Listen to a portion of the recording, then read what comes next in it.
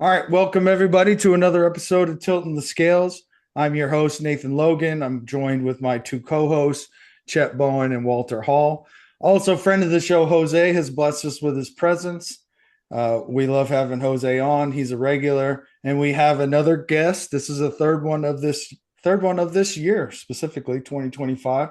Thank you, Brian, for joining us. We appreciate it. Tell us a Yeah, little bit about yourself, if you wouldn't mind.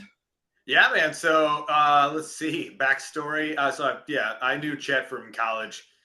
Didn't go to the same college, but basically met him at that point. Many stories between Chet and I, some of which can be public and some of which we'll hide into the basement somewhere. But yeah, for me, it's basically after college, I was an RD for 2 years at a university and then moved into the hospitality world. So I've been basically in the restaurant industry for the last 20 years pretty much. So working mainly in the bar program. And yeah, that's kind of been what I've been doing now. Nice. So you're like cocktails and dreams, man. You're like Yeah, Tom Cruise. it's a little yeah, which is funny. Any good bartender that you know will like at once time will just go watch like, hey, let's go watch Cocktail. It's the worst movie ever made about cocktails that ever existed. Just because you're like, you watch Tom Cruise and he's great in the movie, and the movie itself is great, but he has no physical abilities to be a bartender at all. Yeah. It's like we all will go there and watch it and be like, wow, he doesn't know how to shake anything. That's it's, but you know, it was the 80s, so you could get away with it. It totally worked. He looked great doing it. He Yeah. did look pretty good. I'm not gonna lie. That Oh, was for I sure. enjoyed that movie. Not Of for course. his bartending abilities either, but Oh, it was no. That's literally why we bartenders still go watch it because we're like, this is. I mean, if it just straight out sucked, we wouldn't go like, hey, let's go get drinks and watch, you know, Cocktail. But no, we still will definitely do that. But yeah, it's yeah. So for me, it's more about like looking at how to work in this industry. Our industry is a little bit different now. Everybody's industry is different after the pandemic. So just trying to find different ways to work in that environment.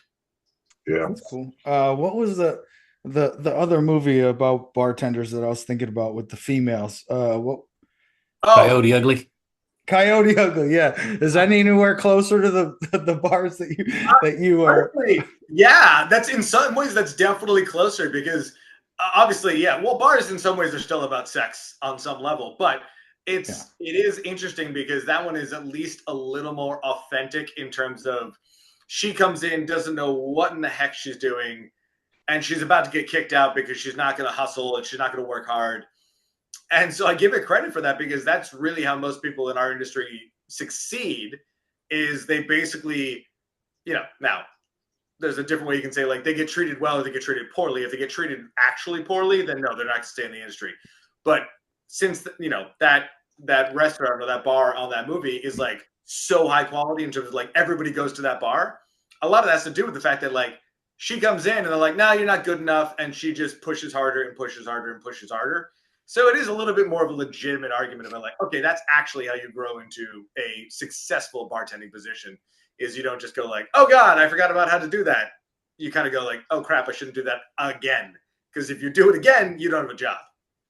yeah. Fair. That's interesting. I was trying to remember the name of that movie, and then I was like, oh, so Jose lives in San Antonio. There's a Coyote Ugly bar in San Antonio.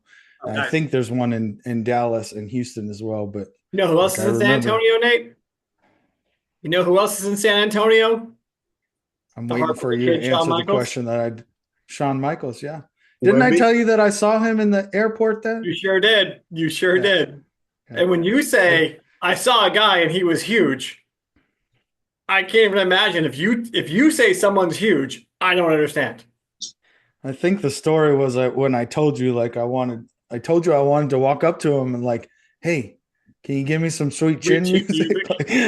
music. Yeah, I recognized him right off the bat. Just was a little skeptical about saying approaching him and talking to him just because it I, Can was at anybody the I touch him? time still at the I time it was still kind of very famous, still at the height of WWE, No kidding. and I was I, like, I just hope that like as he continues to age, and I hope he ages till he's 28, not 28, 98 and dies at that point. It's great. But I hope as he gets older and he can't put his leg up that high to do it, I just hope that he walks to everybody with like a small violin and just goes up to the bottom of their head and just plays Sweet chin music. chin music at I the like time. that. I There are like it. people are like, I don't get it, man. And I'll be like, you just never watched it. I get it. Okay, it's fine. Yeah. I like it. So we got some good topics to get to. I got my stormtrooper socks on today, so I'm ready to rule this podcast tonight with the evil empire and Star Wars. So Let's go. but not really a totalitarian effort, but I'm excited to talk to you guys about some of these topics that we got. So we'll start with the presidential inauguration. I'm sure we all watched it or heard about it. I mean, overall, the whole spectacle of it, we've seen it before, right? Not just with him, but with Obama, with, Biden, all the former presidents that have come in and basically hyped themselves up, told us all what they're going to do, give us all hope, which is great. I thought it was funny that they were reporting that everything that was going on was happening inside because of the weather. And if you guys followed the news at all, and Trump, told us all about it at one point or another, not in the inauguration, but leading up to, it's been reported intelligence wise that he has knowledge of there being, I think, 5 different teams. I say teams, it's at least 5 different individuals or groups that want to assassinate him. So take that for what you want. It was interesting that everything was moved into the inside again. They said that was the normal proceedings. It was always going to be like that, but I'm not really sure how true that is. It was done before in the past when colder temperature, bad weather. Yeah, but I mean, I mean, I there is agree with you. precedence. There is precedence on it. It's just, And what I the mean. weather's been historically bad. There's Yeah. 6 inches of snow in Florida. The entire East Coast is draped in sub-zero weather. Yeah. What was the temperature that day, Wally? No idea. I can tell you what it was around here. It was sub-zero. We got up to 20 today, and it was tropic. Yeah, it was fantastic. Today felt warm suddenly. Yeah, Yeah. we topped out at 25. Yeah. It's great. So I guess I'd just like to get your initial reaction after listening to it, and we'll start with Chet. Sure. Just give me your initial reaction, something that might have stuck out to you. Again, there's some big ticket items that I do want to get to, but if you guys knock them out, I'll comment on them. I'll say a lot more about the executive orders. I think the speech was pretty normal, generic. Like you said, it gives us hope. He didn't say anything crazy during the inauguration I remember Obama saying something about Bush, we reject this idea that blah, blah, blah. Same thing that Trump did about Biden.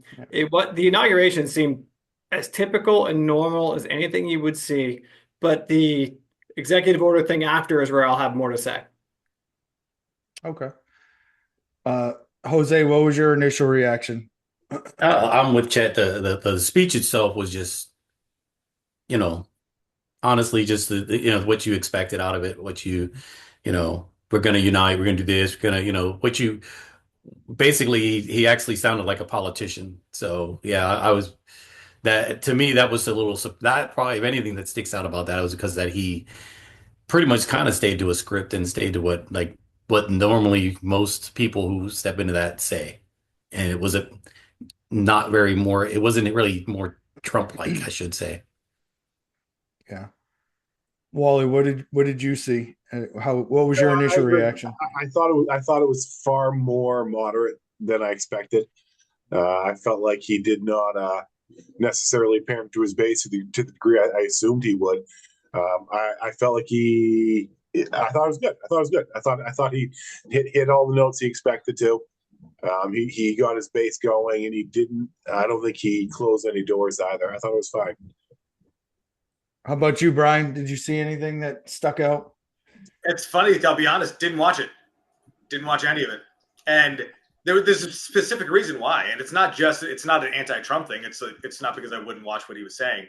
It's just that in my history of like I've learned so much and studied so much about news, the reality is like at his presentation, like I'm not worried about what he's going to say or not going to say, because if he says something insane or something that makes no sense, as long as I have context from the news systems that I'm using, and I mean that's multiple news systems, not just one, and you look at it and it alone, that's where I can get information that actually in sort of tells me how to think about where this presentation was. So, for me, it's like it's not worth my time to listen to the whole presentation, because I know the base level of what it's going to be. I would only be concerned if all of a sudden something weird or crazy, or wow, he's getting real aggressive about steps that he's going to make, because we've seen many politicians, Democratic and Republican, they're all going to announce things and say, hey, listen, we're going to fix the economy, we're going to do this. They should all do that. None of them doing it that way has ever been wrong in doing it that way. So again, for me, it was just not worth the time to listen to it. It was more about like, hey, if there's a red flag that flies in the middle of this, presentation, all right, I'll pay attention to that one. But right now, it wasn't worth the time to listen to it. Yeah, I thought it was funny after every change or something that he wanted to implement, he kept saying, we're gonna do it at a level no one has ever seen before. I just thought that was funny that we kept hearing that, and that was kind of the token phrase for the speech. But Tim, welcome back, welcome on the show. Hey, as a caveat, I probably can't stay too long, but my wife's at the store and I needed to sign on tonight just for a few minutes, if nothing else. Okay. Did you watch the inauguration speech? Yes. Give us your initial thoughts on not necessarily what was said, but how it was presented. If something did stick out in your head, let's talk about it. My first thought was, wow, that was way shorter than I thought it was going to be. Going based off of his, his RNC speech, which just kind of dragged on and on. It rambled. This was like, what, 29 minutes? I mean, I was very impressed. I thought it was some well-placed punches. I kind of felt embarrassed for some schadenfreude, I think the word is, for the Biden administration. They're sitting in the front row, and he's taking a hot, steamy dump on all of their policies right in front of him. That was my first thought was, wow, that's really short. I thought it was strong. The only thing that that made me clench a little bit was his thoughts on Panama.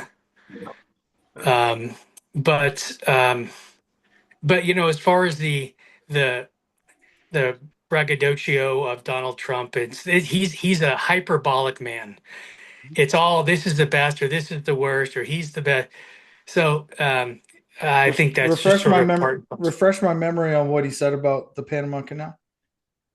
Well, it was non-specific, but it was basically like we built it basically, and we're going to make sure that it's he didn't say anything specific, but if you're looking at sort of the scuttlebutt in the news, there's there's certainly Chinese interest. Like half of all of our cargo goes through the Panama Canal.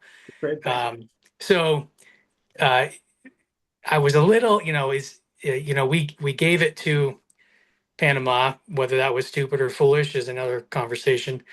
But they have dumped billions of dollars into it themselves, and so that doesn't mean you can just go down and take it because you built it. But I don't really think that that's going to happen. But anyway, that was the only thing that really made me like, all right. Yeah. I think he's always been really good at like saying crazy things like that. Like, hey, we're going to take over the Panama Canal. We're going to make Greenland our 51st state. Canada's the next state. He says these things not because I necessarily think they're going to happen, but they distract us while he does something else with his other hand. Like, because everyone's like, oh my God, he's gonna invade Greenland. Well, no, he just wants to distract you while he's going to take your wallet. See, I personally don't think it's a distraction. I think it's his part of his negotiating technique. So if you're selling something for $200 and I only want to pay $100 for it, then I'm going to say I'm going to give you $10 for that. Like, what, are you kidding me? No argument. I've Yeah, always right. thought of him as a used You car guys, salesman. Yeah, guys, yeah. you're saying the same thing. You're saying the same thing. It's a distraction to get you to do something different than what you originally thought you were going to do. Well, yeah, if you're defining it that way, I thought Wally meant like, well, he's going to use all the hubris and the hyperbole so he can do something completely other on the other side that you're not seeing. I don't necessarily think that's the case, but So wait, am I the only one who got my passport to Greenland? Is that? I feel like you won't need one in 6 months. no. Yeah. I'm bringing it there, and I'm like, can I live here now forever? Is that? I'm just assuming. Can I get ahead of where this is going to go? Like, it's more of a marketing thing. I was like, hey, can I buy a house now before it becomes a United States house? And the yeah, prices are going to go up big on that one. So is that possible? you're probably not the first one to think that. And Canada, we're changing it to Canada. Canadian. Got it. Canadian. Yeah. Well, I did think it was interesting that he said, you know, he declared a national energy emergency, and then his quote was, "We're gonna drill, baby." And then he also basically revoked, which he did in an executive order afterwards, but he revoked the electrical vehicle mandate, which, again, if we think there's something going on there with Elon Musk and he has ulterior motives for being involved in the government, like, sure. I'm not saying that makes me feel a little bit better about that, but I don't necessarily agree with revoking that just based off of the fact that, I mean, that's something that was implemented to bring us to a green environment, right? Like less output emissions wise, if we believe in, you know, global warming because of emissions, etc. I thought that was interesting that those, you know, he said those two things specifically, and I'm sure with his executive order there'll be something to do with the national energy emergency. But I did think it was also pertinent that he talked about essentially exporting, getting as much, you know, using as much oil that we need to, and then also exporting our American energy to other countries. And I just wonder what that entails as far as, well, who wants to buy our energy? One, of course, and who are we going to sell it to? It should only be to our allies, if I'm being honest. You know, economics are a real thing, yes, but like, I don't want to give, at this point or any point, Russia any oil until they pull out of Ukraine, you know. So it just brings up some other topics and how those are going to be implemented exactly. But did anybody else have anything that stuck out? No, just executive orders, but that's later. Oh, Jose, how did you feel? Definitely say executive orders 3 more times. I will say them 7 more times. Okay, excellent. Jose, did you catch the part about reinstating anyone expelled due to the COVID mandate in the military and awarding them back pay? That's incredible. That would be an interesting. Well, I didn't catch that one, and Yeah. I honestly the reinstating them, you know, I have no issue with that at all. We shouldn't force people to do things they don't want to do. If you know, we are responsible for ourselves, and you know, if someone decides, hey, I didn't want to do that, and then, you know, you're taking their career away from them, you know, you're not only affecting them, but you're affecting their family and all that stuff. So that was definitely something I'm okay with. The back pay part, yeah, everybody's going to fall on one side or the other. To me, it's, you know, if I would sit there and say, you know, I can see why, but again, you also, when you said no, I'm not going to take it and I'm going to get out, you knew the consequences. So if you didn't get back pay, again, I'm okay either way. Can I ask you guys a question, Nate and Jose? Are there other mandated shots to be in the military? Like, are you, when you joined up, do you have to have whatever XYZ boosters or vaccines? I know when I first deployed, I did. Yeah, when I went to Iraq, we had mandatory things that we had to take. But again, those were things that, you know, those were to fight things that we didn't have to deal with here. That when you go to foreign lands, that, you know, they're just those diseases are still there. So I was like, okay. Yeah. COVID was a different one. Yeah. So COVID was just a totally Very- different animal for me. But yeah, It was for me too, but I also again for my 25 years in, that was the first uh immunization or a shot that I had a choice, and I didn't really understand why. I, of course, looking back on it, yes, okay, it's not FDA approved, like, but I didn't ask, and no one ever asked, hey, is this vaccination that you're giving me, this flu vaccination, is this approved by the FDA?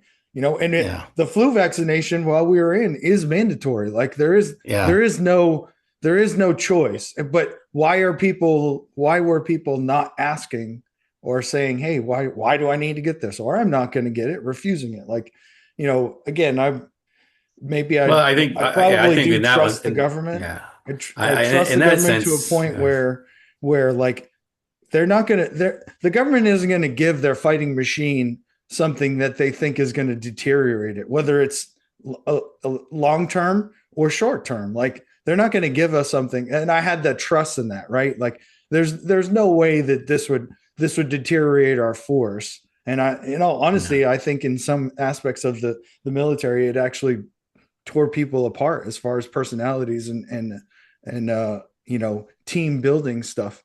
It had a negative effect for sure. But and I do think, like you said, Jose, if you denied it, you made a choice. Like you made a choice and you moved on. I don't think that nothing against them.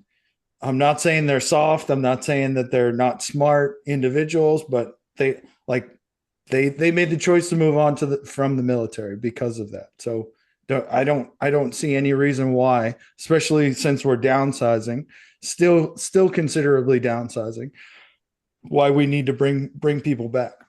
And not only bring them back, that freaking back pay. If they got out and maybe it was last year that it was completely finalized, and they've only been out for a year, but still a year of Was it back pay, like damn. was it dishonorable discharge or was it just general discharge or if someone didn't get it? That's a good question. I'm not sure how they were discharged. I don't think it was dishonorable. It was I not think it was just dishonorable. probably just a general discharge. And if they had medical problems, they were still able to get VA claim a VA yeah. But disability there's and a all difference that. between honorable and general. So I mean, Hmm. that is something that where I need to sit down. It's there are certain things you do lose when you just get a general. And again, I'm with you. I understand. Nate. Like I said, as far as getting out, that's one thing you made a choice. But the flu vaccine has been proven over the years. There's history, there's FDA, there's testing, there's when we rushed the COVID vaccine, there wasn't anything. And to say, hey, this is what you're going to do, and it's tough. It's sit down and certain people have said they've had side effects from it, and they sit down. And I'm not going to say whether it's other people did or didn't. Um, Yeah. and I was retired at the time, so I did take it, but I took it because my daughter had to take it for school, and she's like, well, hey, so I took one just for her to see how it treated me, and then say, okay, this is the one I took, and it didn't do too much to me, so that way she could take it for her school and just keep running. Yeah. Yeah, I'm on record as saying I took it and I did it from a leadership perspective because I can't expect you or ask you to do something that I myself will not do. So that's the reasoning why I did it, and also due to COVID, due to everything that was going on at the time, we were overseas and in different countries, and so if you didn't get the vaccine and you were exposed to somebody that tested positive for COVID, you were isolated for 2 weeks. And then so that the workforce environment is just extremely taxed if one person in one of the teams is taken out for 2 weeks. So like again, part of encouraging them to do it was for me to get it, and that's the reason why I got it. But it's just, again, if you had the vaccine and you were exposed to someone with COVID, it was a 3-day isolation. Testing before you go in. No, you're good. All right, you're coming out. Yeah. I think I think though that there was a sort of a demonstration of the sea change that happened with the transition of the administrations, because by granting someone back pay, you don't have to do that. I think it probably would have been a good gesture just to be like, hey, we're reinstating you. But I think by giving them back pay, it's a demonstration of saying that we're turning away from the direction of technocracy and sort of embracing the individual choices and things like that, which so I'm bringing it back to sort of the Trump's speech. I think that was a sort of on brand for what he meant to do. And so maybe it was even more like a symbolic gesture to symbolize all that he intends to bring about. Yeah. Yeah, no, I see that. I know technocracy, and like I would be willing to that point. I would have bots injected into my veins without question. Like I'm the guy who trusts everything. Inject the bots, and if they can tell me, if they can diagnose me years ahead before I get a disease, and that will save my life, and I can be here for my kids for longer, I accept that as truth. So I understand that like someone would look at me as naive. My side effect from the COVID vaccine was peace of mind and knowing that like, okay, there's a lot of people out there who are suffering, who are dying. I did see other reports like all the deaths are fake and that hospitals are making it up and the fucking crazy Democrats are telling you blah, blah, blah. I don't believe a thing when it comes to that. I do believe COVID was real. I also believe, in truth, there was an overreaction. Masking everybody for years was an overreaction. I can see that, but at the same time, it was a real thing. And I cannot understand anybody who looks at it and goes, it's not a real thing. I can understand someone who says the vaccine was created too quickly for my comfort. I get that. I made a choice to get it.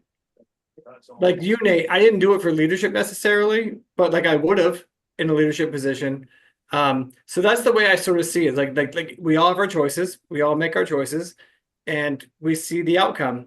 Is the outcome of COVID and the COVID vaccine that we have a bunch of mutated giants running around? Because that's what TikTok would have told you in 2020, especially if you get the Johnson & Johnson vaccine. The TikTok would have told you that by now we got mutants running around in our woods trying to kill us. So I'm just wondering, like, did that happen? Did that play out? Or I'm just wondering. I think so.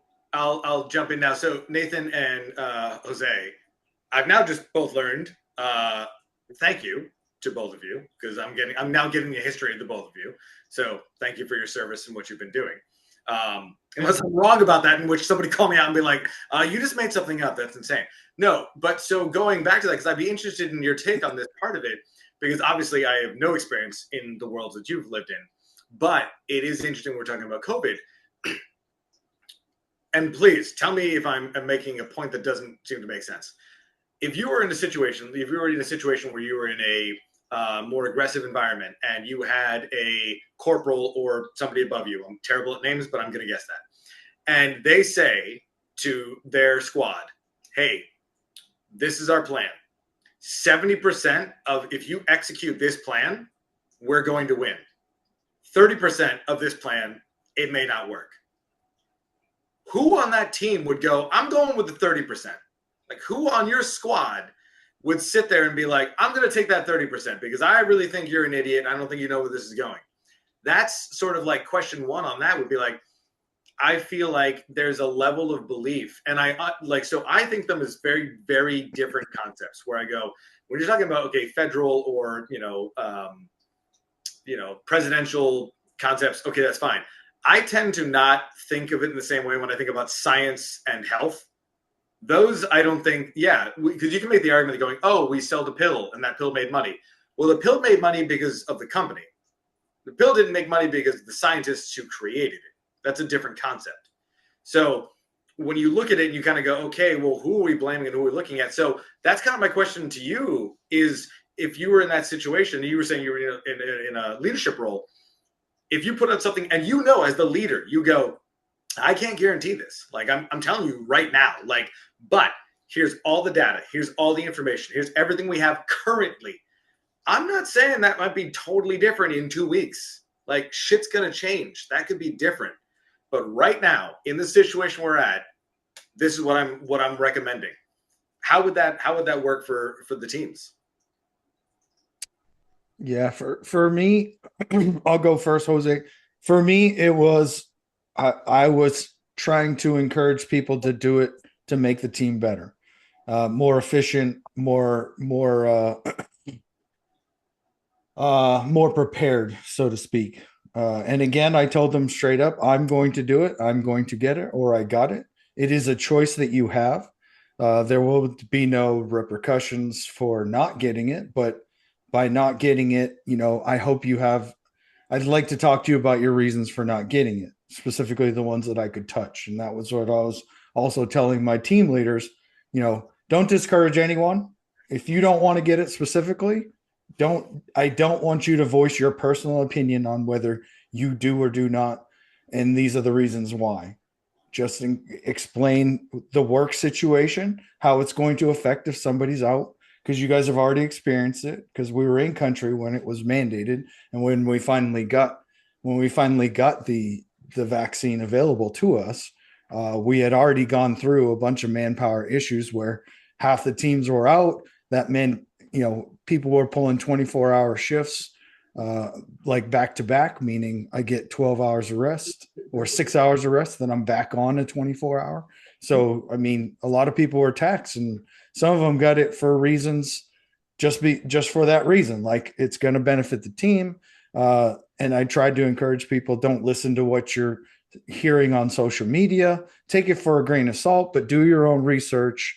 Look on a vetted website, vetted doctors. Here's some examples. Here's some literature that you can look at and make your own decision. And that's really all that I could do. And I would basically, I remember telling my boss was like, hey, I need you to encourage these soldiers to get this. And I'm like, why can't I just tell them? You're going to get, like, this is the Army. Yeah. And again, please tell me if I'm overstepping on something here. So, and that totally makes sense.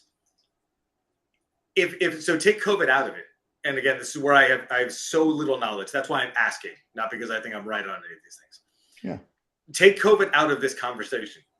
If you were in a combat situation and somebody in that combat situation was saying, hey, here's my 70%, here's my 80% about what we're going to do in this combat situation, what percentage of those people would all of a sudden be like, I'm going to take the 20%. I'm going to do that. And I think that's more my overall question is like, I'm not trying to judge on it. I just find it really interesting because I go, that to me is one of those clear things, because when we look at COVID, when COVID first happened, we have no knowledge on COVID. Like so I see it as it's an attack. I don't care where it came from. It's just truly something where like there are hundreds and thousands of people dying. That I can't tell you that's not legitimate. That's just really what it is. So that to me is the best reference when at that age. Now, if we're talking about a year out, 2 years out, that's a whole different conversation to have. But at that time, it seemed like weird. When did we get this weird pushback? And is a non-trust issue. It's I don't know where it came from, but I am almost hoping to say like, look at the people that we respect so highly who do what they do in these situations. When I go, listen, it's a combat zone. This is what we're doing. They're not agreeing. I'm assuming you're not just jumping in and being like, I've read the book. I know that this is a bad call, coach. Like this, like, no, you're going to look at it and you're going to look at your fucking numbers and you're going to go 82% right now. What else are we going to do? That's the best move that we can make. I think when you go in there and when we would do simulations on Fort Bragg, and we always had collateral damage. You always had, hey, these are what we're going in with. This is acceptable number of losses, so to speak, with things like that. We understand that, hey, if I send 100,000 troops over here, maybe 10,000 might not make it back, and that was an acceptable loss. I think that's one of the things that we do when you're in the military. It's one of those things you kind of go there. You kind of tell people, hey, we're getting ready to go wheels up. So you got to do a will. You got to do so the idea that hey, there's no guarantees. I think it's a little easier for us than the general public. I think that with COVID, there is so many things left out. It's even at the beginning because there was a lot of people who were overweight, diabetics, this and that, high risk people that that's probably where we should have focused first. Hey, let's get our elderly, our overweight, our this, and but both sides were trying to politicize it and both sides were trying to get to it. But with what you're trying to answer your question, you get to a point, but I will tell you that when I remember when I got moved, I went to station in Hawaii and the unit I went to hadn't deployed since Vietnam. Those guys were over there chilling, living the life. And I remember I got there and I had my combat patch. And the next guy got there, he had a combat patch. And all of us showed up and we're like, oh crap, we're getting ready to deploy. And everybody there was like, oh, we don't go nowhere. I said, no, we're getting ready to go wheels up. They're like, how do you know? And I said, combat patch, combat patch, combat patch. All your leadership is now been overseas, been in it. And all these other guys are slick sleeves, meaning that they've never been anywhere. And when we started going through it and we found out, you would be surprised. Yeah, you would think, oh, well, you knew that you understood what you signed up for.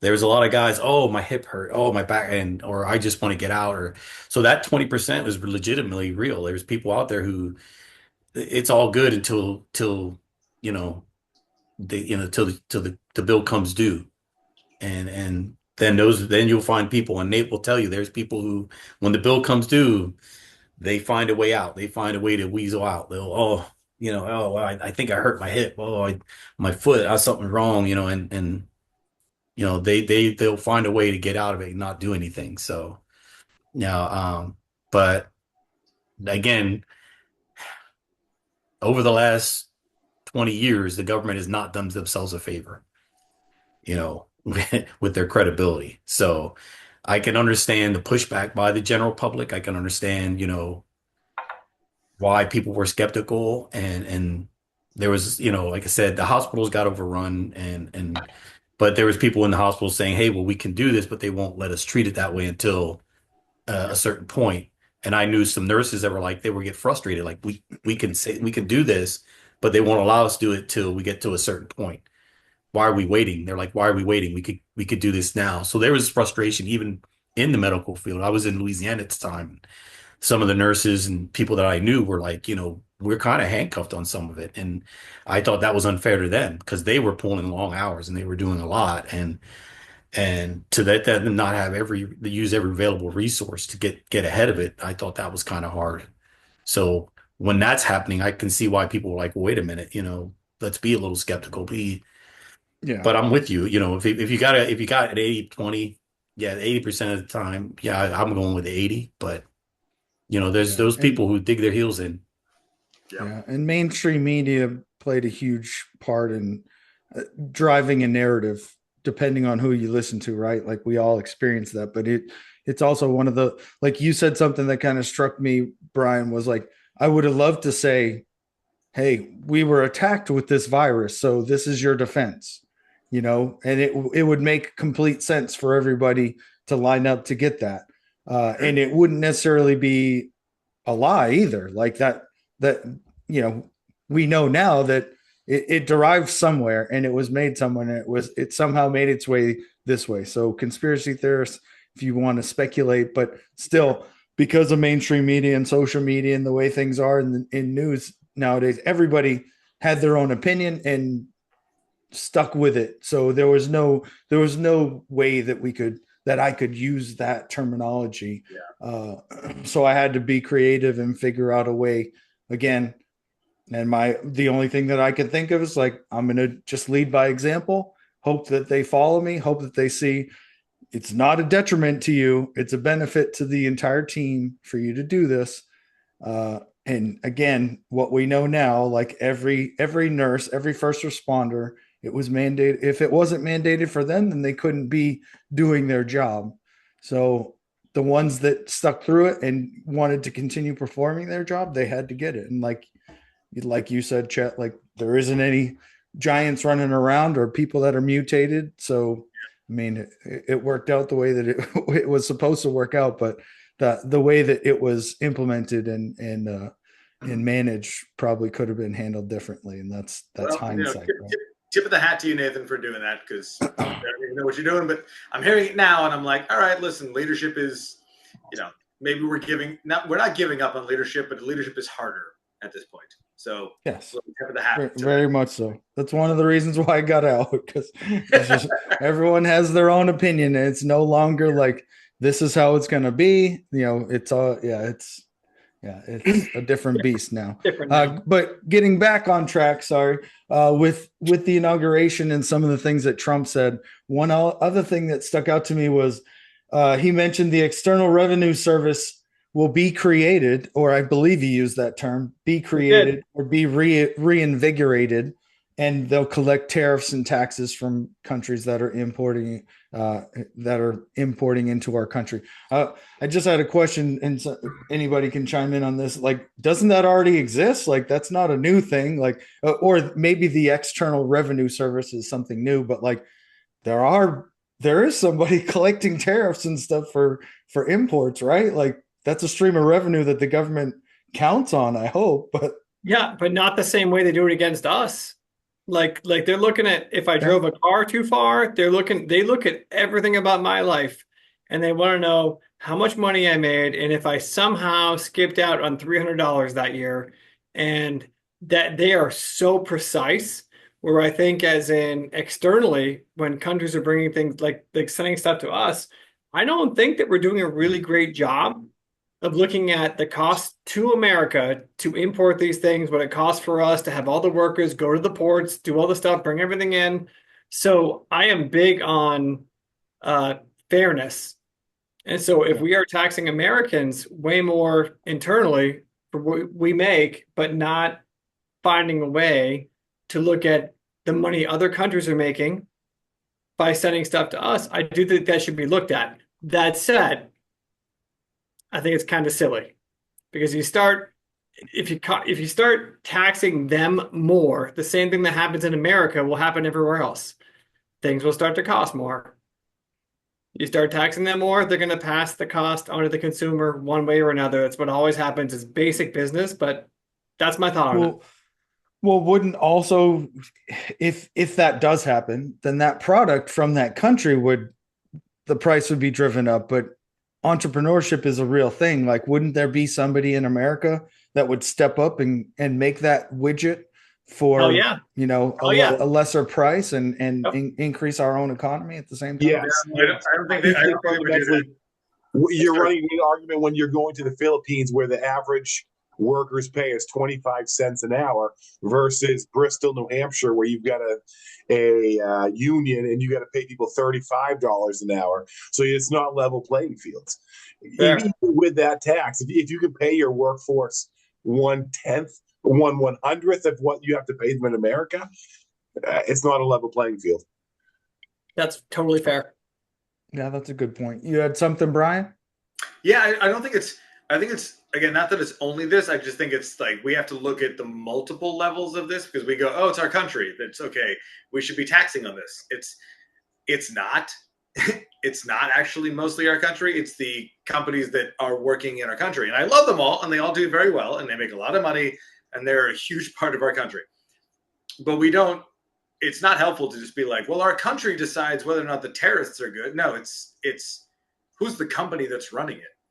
It's not the entrepreneurs. The entrepreneurs can't do it, because if an entrepreneur, like you're saying, Wally, you are 100% right on that. Where it's like, yeah, the reality is we can all ship it to some other country because the costs are that good.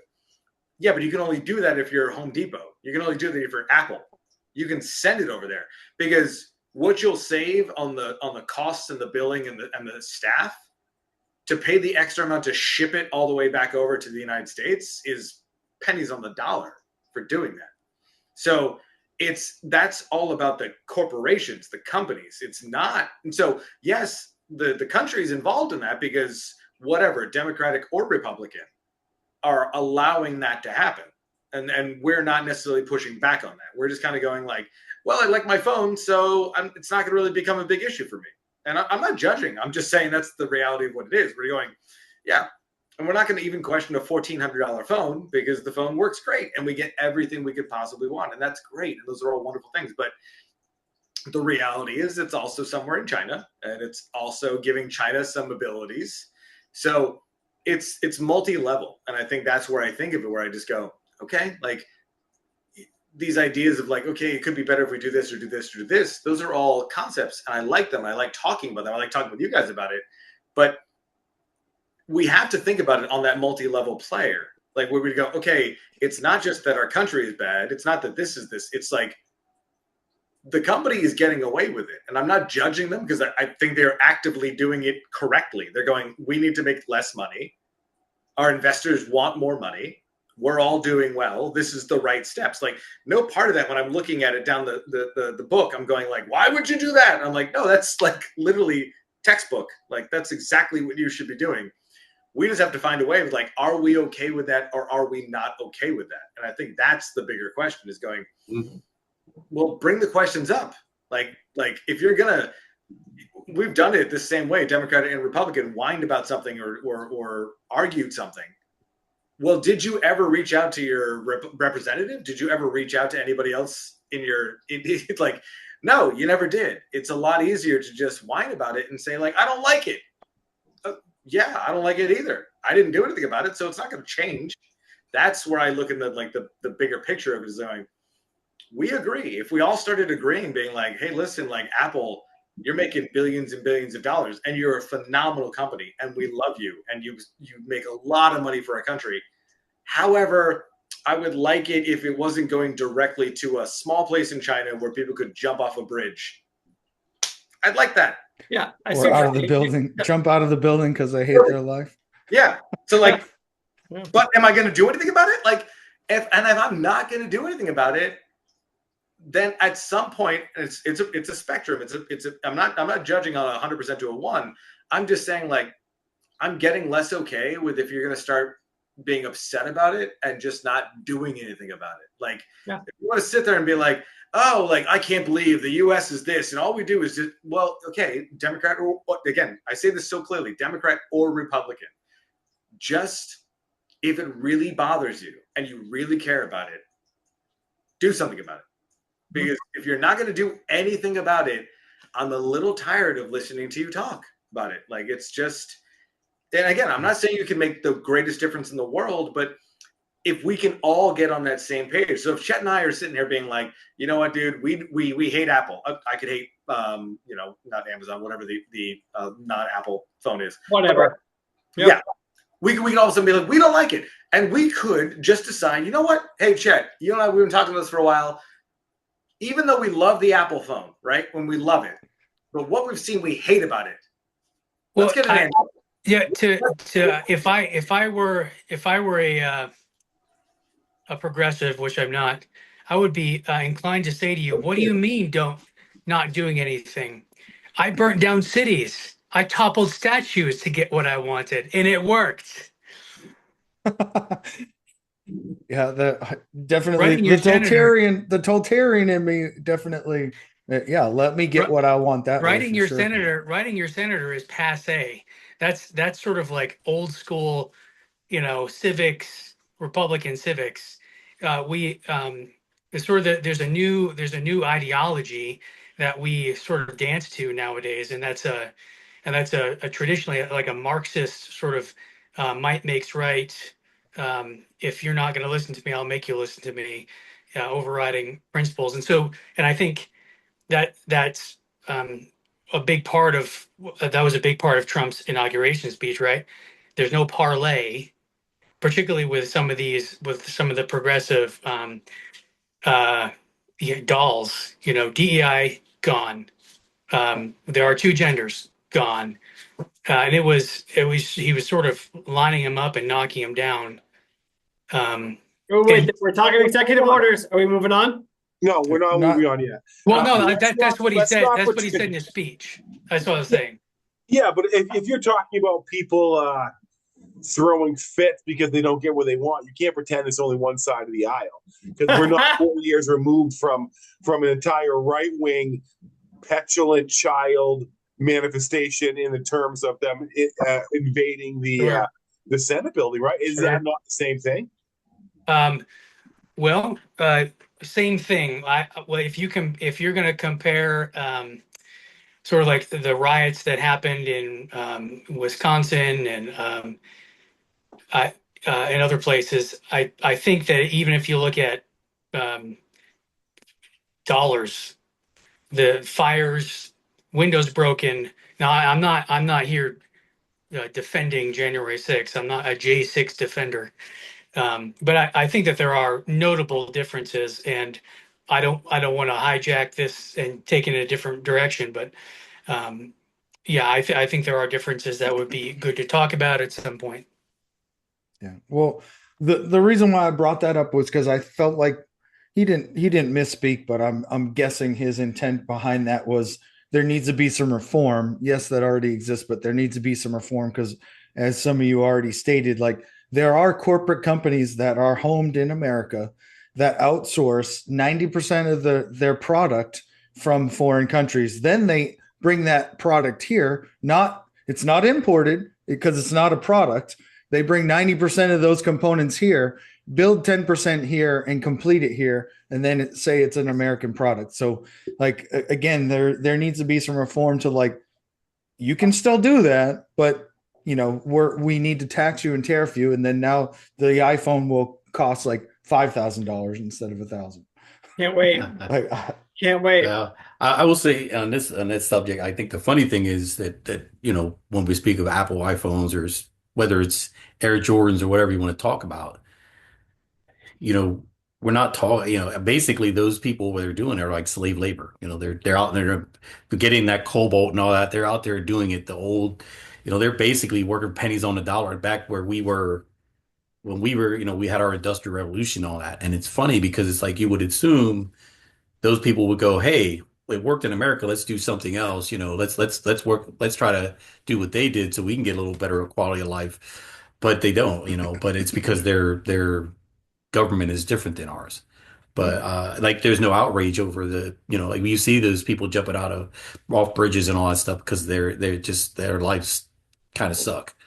And but we live in this bubble and we kind of ignore or choose not to look at what the real cost of getting this what we want is Yeah. around the world. Nathan, can you record what Jose just said? Because I'm like, I will take that and be like, Jose, you were so clear and relatable as a normal human being. And I think that's where we struggle is like, we can't have just a normal conversation with somebody because it always ends up as being like one line, left line, where it's like, I'm going to argue to the point that I want to make. And Jose, you just kind of came out and said yeah, there's different things in the world and they're good and they're bad. I think how you just said that was so spot on. I agree. Yeah, we all agree. We've heard him say things like that very, very often when he comes on the show. So yeah, he's articulate and he definitely has a thought process that I wish we could somehow implant into politicians. Maybe Elon Musk's Neuralink will help with that. Oh, definitely.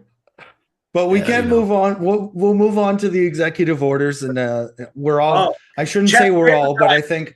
All right, here we go, Chet. You're on, Chet. I think that if Trump could get reelected, him halting the ban of TikTok for 75 days definitely got him reelected, even though obviously he can't do more than 2 terms unless he changes that along with the other things that he says he's going to change. But there are some definite there's a senator from eye opener that put in a proposal to change that exact thing. To reinstate the ban in Nebraska or what? No, to get elected for a 3rd term. Oh yeah, that just happened today. Yeah, they're at that's funny. For Trump or for him for himself? I think it's Nebraska. Just proposed an amendment where it's like a pie in the sky. I think it's 22nd Amendment. They want to change it. He can be elected for a 2nd term after not being reelected for a 2nd consecutive term. It's not even that.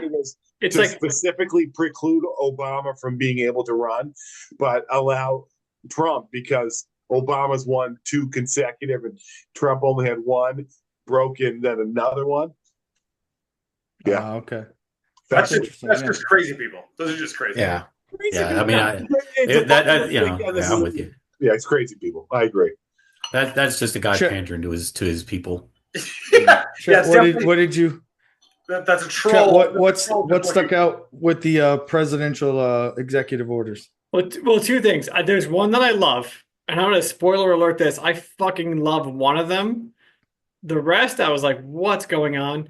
And the fact that he was like throwing out pens, like he's fucking throwing out shirts, like it's WrestleMania and doing fucking poses. And I saw the Secret Service as he was doing that lose their fucking minds. I was like, oh my God. So he put on a show. He's a showman.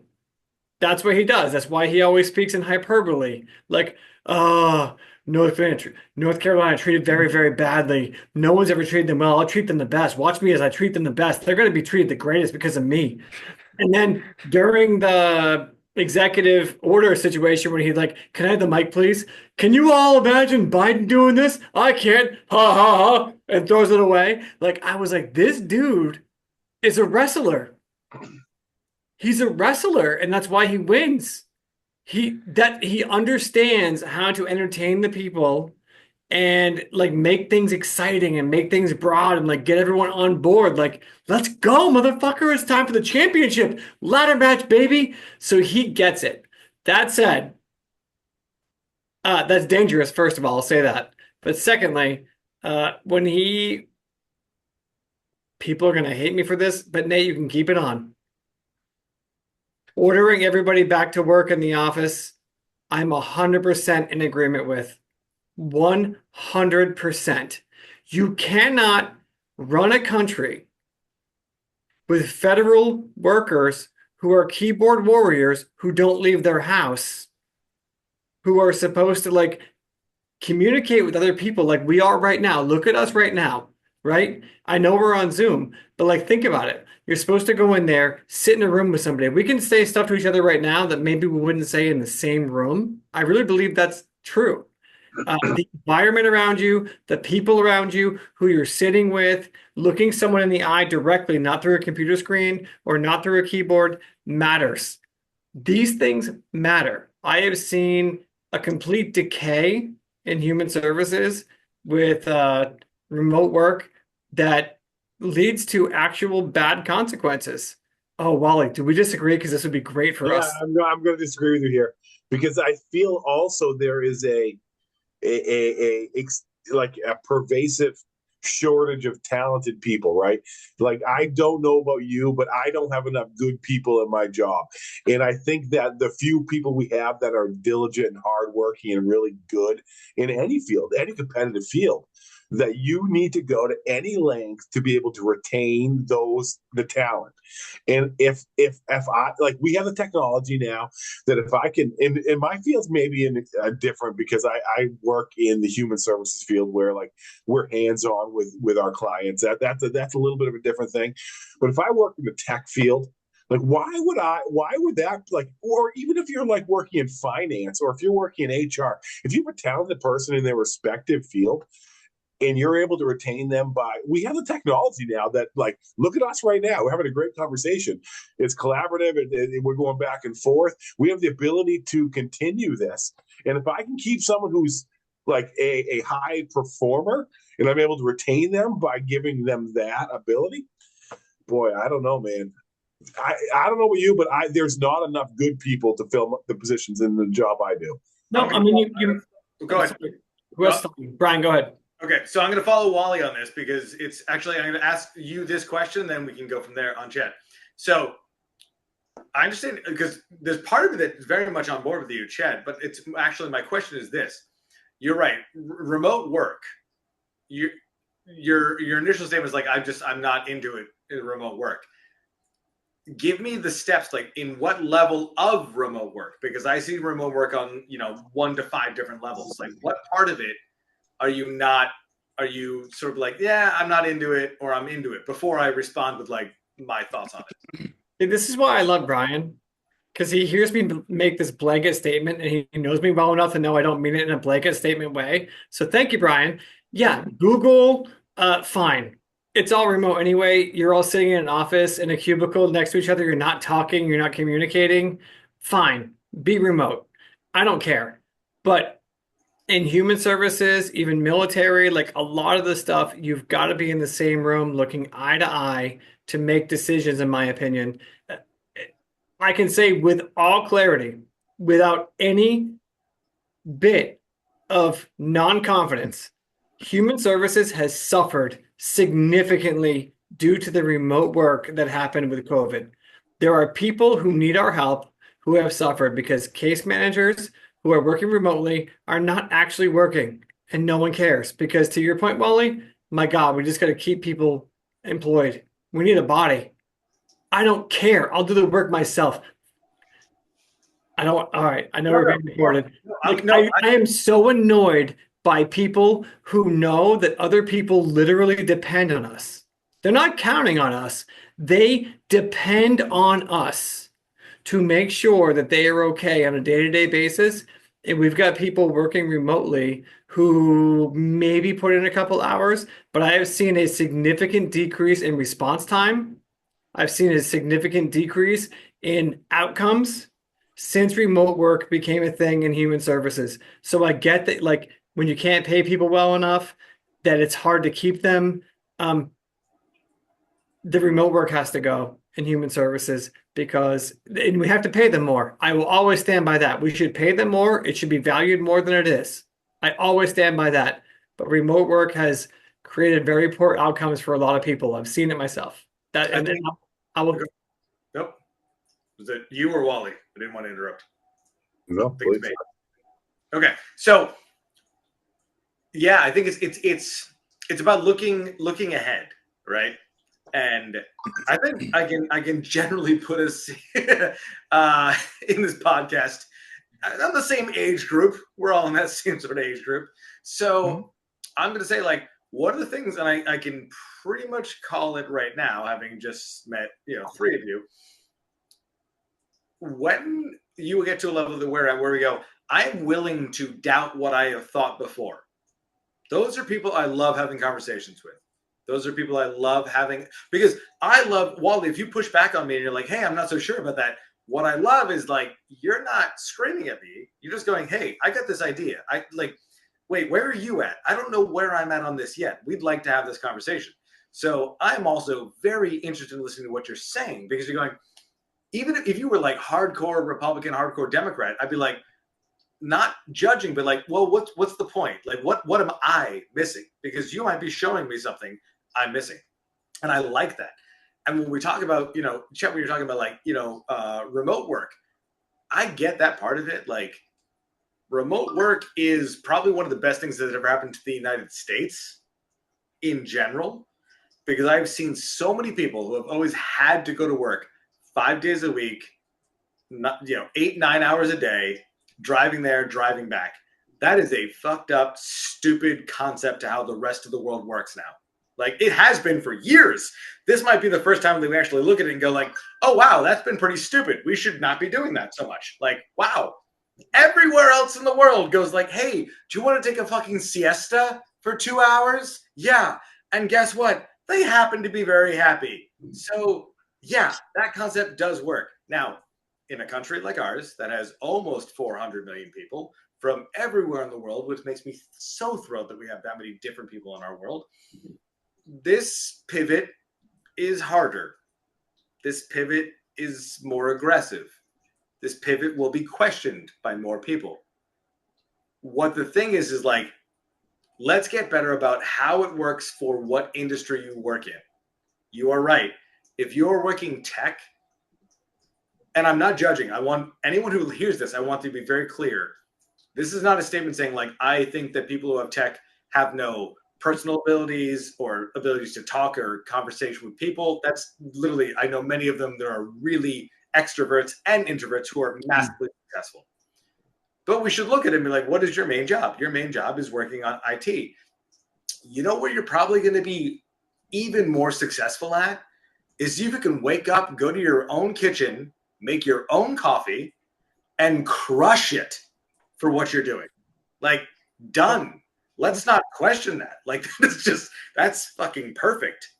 But we also need to look at the other part of it is that, like, if you're all of a sudden going like, hey, I'm in sales.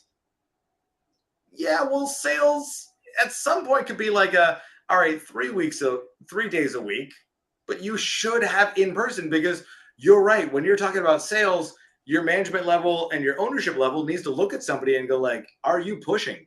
Like, are you hustling? Are you doing this? Because I need to see it. I can't just have you like, hey, send me back like, oh yeah, I called 7 people, this many people. Like, well, that's, you just put it through your phone and you put it through your computer and said, I called this many people. If I have to sit there and watch you, I can actually literally tell, like, well, you don't know how to sell anything. Yeah. Like you don't like it. I don't want to give you the pass on being like, I called 47 people today. Yeah, but if I see it and you call and you look at your phone and then you put up and you're like, hi, my name is fail. Hi, I can just tell from there, like, I either need to train you or I need to fire you. Those are my options.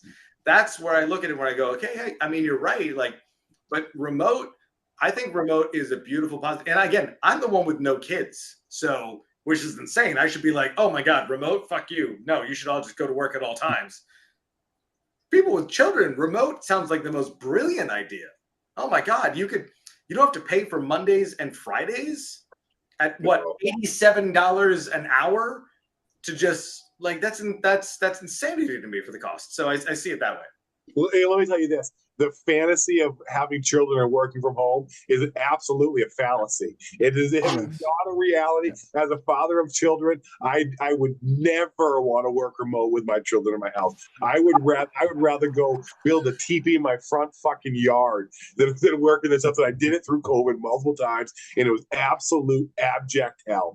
So I see what I'm saying, but I'm going to disagree there. Oh, well, you also make me think laugh. we've got to be able to systemically separate performance issues from systemic issues, right? If you're talking working from home versus not, in the pros and cons, you've got to be able to separate performance issues.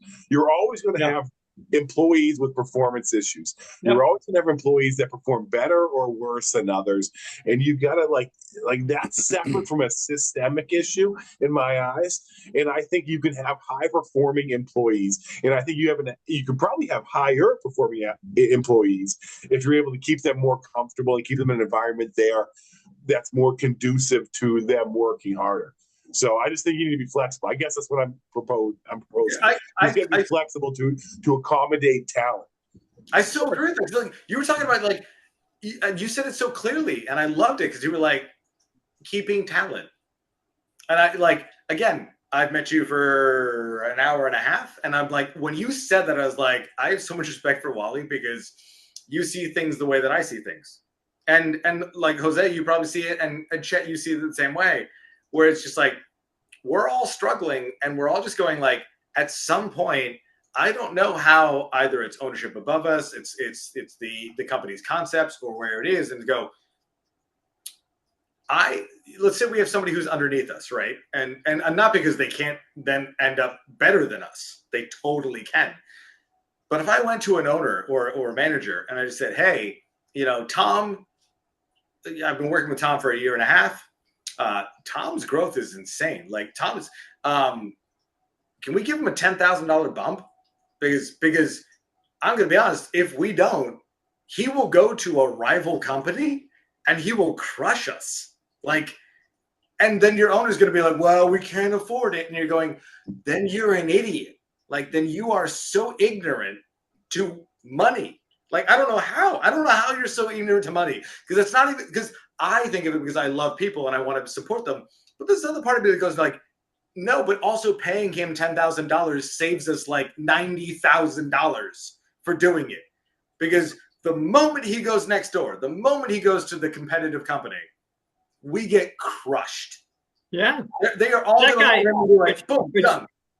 But that guy is actually valuable. What I am dealing with, I'm not sure about Wally, Nate, or Jose, but what I am dealing with is a bunch of people who think they deserve that, and they really don't. and they're holding a figurative gun to my head and saying like, let me work remote or I won't be with you. And I'm like, go. Because I'm gonna hire somebody that's willing to come here and do the job because and I know that I understand that my industry is unique. It's human services. The individuals that we serve come first by far and away. The employees are a distant second. And I understand that's not normal. Like I get that. But like if you're sitting here and telling me, serve me, give me a $10,000 raise or I'm gonna leave, I'm like, well, then you're in the wrong industry because the industry where you can do that is sales, it's marketing, it's where you can show the results of your work and you can show that it's brought in revenue.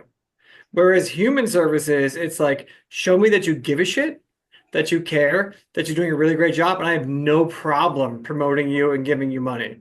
And I think that's like it's like you said, Brian, earlier, it's all about the industry that you're in and how it works. And I feel like an expert in my industry, and it's all about that. And when I can sense a mile away that this person over here doesn't care, they're just looking to advance their career. I just want to push that out. But if I can do someone over here, sorry, Can I put this back on Jose? I'm going to make a reference. Yeah. And Jose, tell me if I'm totally off the board on this one. Just like when you were talking, like you walked into Hawaii, and you had your the combat patch, yeah. Right. yeah, Yeah. And you walk in, you all know we got shit to do. Like you're not looking around, and then you also then look out to everybody else who's been lounging around and they don't have the same flags, and you're like, listen, I'm gonna straight out tell you, I'm not kicking you out right now, but this is what the fuck is about to happen. Like, Yeah. you can either get behind it, or you can say what you were talking about, like, oh, my knee hurts or this, and you're like, well, honestly, get the fuck out, because you're gonna cause an injury to the rest of us. Like, if you're not walking in with this, we're all walking out with something else worse. And I know people might think like, how are you making like a reference to people who are in the military? And I'm like, yeah, they work fucking harder than we do for sure, but it's a reference being like, Chet, you're talking about, it's like, if somebody comes up and just goes, I want another 10, I get that argument. It was like, well, have you shown anything? Have you done anything? He's like, so if somebody also just flew down to you, and all of a sudden you're looking at the people there with no flags, and all of a sudden some dude just walks in and he's got a flag on, you're like, yep, come on over, man. What do you need? What have I got? I got you. Like, we know what we're doing. I will say, again, with Chet, when he says about certain industries, I agree with him that certain industries, yeah, you do need to be hands-on. Now, with what Chet does, saying, okay, well, you can work remotely twice a week, and then you come in 3 days of the week. There's always a happy medium that you can find, but that has to be justified. The other thing I think with that is that there's a mentorship that happens when you are in an office with someone that you don't get when you're not face to face. And I agree with Chet. There's a lot of people who are keyboard warriors. They will say things to you through a computer or over the internet that if you were standing toe to toe, 3 feet apart, they're not going to say. They're not going to. They won't even come remotely close to saying, because they know, hey, wait a minute, this could go south pretty quickly. But I'm with you. I'm all for people being successful. I love watching people rise and shine and live their amazing lives. But I also think that you do that. There are certain industries you have to be hands-on. You just have to be there, and you have to be available. You have to be able to have those conversations. And I need to be able to, if I need to walk down the hall and I need to talk to Chet, hey, I got this issue going on. I shouldn't have to try to call you on the phone or try to ping you through the computer and say, hey, can you get on? I need you now. You know what I mean? So there's certain jobs that should be a requirement. Now, again, in IT, you can do a lot of it remotely, and through video teleconferencing and all that stuff. So yeah, you can get away with that a little more. Yeah. But again, those there's kind of things. Yeah. yeah. But again, there's a mentorship that happens. I think it's kind of a lost art. And I think this, younger generation their communication skills, especially face to face, it's just eroding. It's deteriorating. It is. It's funny because I taught my daughter to look someone in the eye when you're talking to you, and you so that way they know you're paying attention and that you are fixed in and engaged in what they're saying. And she's the other day she was telling me, hey, well, Dad, people they say I make them nervous and it's intimidating, and that they're not comfortable when I'm staring at them because they feel like I'm staring a hole through them. But it's because they just haven't had to do it, and it's crazy because I'm 56 years old.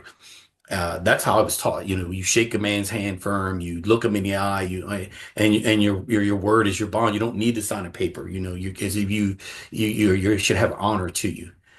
And so now so much of that is lost and eroded. And you talk to young people and they just kind of when they're talking, they can't look straight. It's like you're staring into their soul, but the eyes are the windows to the soul, and it tells you a lot when you look someone in the eye. You can tell what's going on with them and if what's in their heart. And that's definitely a lost art. It's definitely something that is deteriorating with this younger generation. One of the things I think we have to learn, and Nathan, tell me if we're going over on this one, so please let me know. But is that you, me, and Chad and Nathan are so on the same page, like so clear about I work in the freaking restaurant industry. I manage people behind a bar. And 3 years ago, I realized I had to change my training practices to eye contact. That was insane to me. Right. I was like, wait, all I do is everyone else I've ever had is of course we all have great eye contact, and they don't. And with the first probably 6 months, I was like, I'll be honest, I was like, you're all worthless people. You're just so poorly trained. You're so ignorant. You are so stupid. But to be honest, I got to put that back on me. I have to put that back on me because the reality is I'm making a judgment on them because I remember what I did when I was 22. And yes, I'm extroverted and I'm this and I do this. And I'm like, so that's easy for me. I have to take the ownership on that and go, it's not easy for them. And yeah, I didn't have COVID and I didn't have this and I didn't have that. So I'm trying to get better. So the reality is now, 4 years ago, I would have been like, this is the dumbest thing I've ever had to do. I will take photos of step-by-steps to make lime juice. I still, on a cord, to be honest, quiet, and then nobody else hears it. I still think that's insane. Oh my God, I can't believe I have to train somebody to make lime juice. But the reality is that's what's required at this point, is I have to kind of let them know this where it is. And so I have to train them in a different way, and I have to encourage them in a different way. And it's hard and not to say it's us because of the age thing, but I think, yes, the younger generations that we're dealing with, what I'm trying to be aware of is I am still okay with judging people. I got no issue on doing it. What I'm trying to get better is judge them, but why? And that's the thing I'm trying to look at is all right, just because I'm really good at this and I've done this so well. And yes, when we see people who are talented, they will match us and I don't have to worry about anything. We get lucky when you get somebody you hire and you just go, oh my God, great. I can actually have bigger conversations with them. And I love to hire them absolutely and be done with it. But I'm starting to look at it the same way. It's just like when people used to look at barbacks and be like, whatever, just go pick things up. It's fine. I'm not going to train you. And we would lose, not my teams. I would watch other owners lose them and I screamed at them for doing so. But you would lose barbacks and they would literally, because they'd be like, well, whatever. They were just so good at barbacks and they would never promote them and never build them up. Oh. And then they would quit.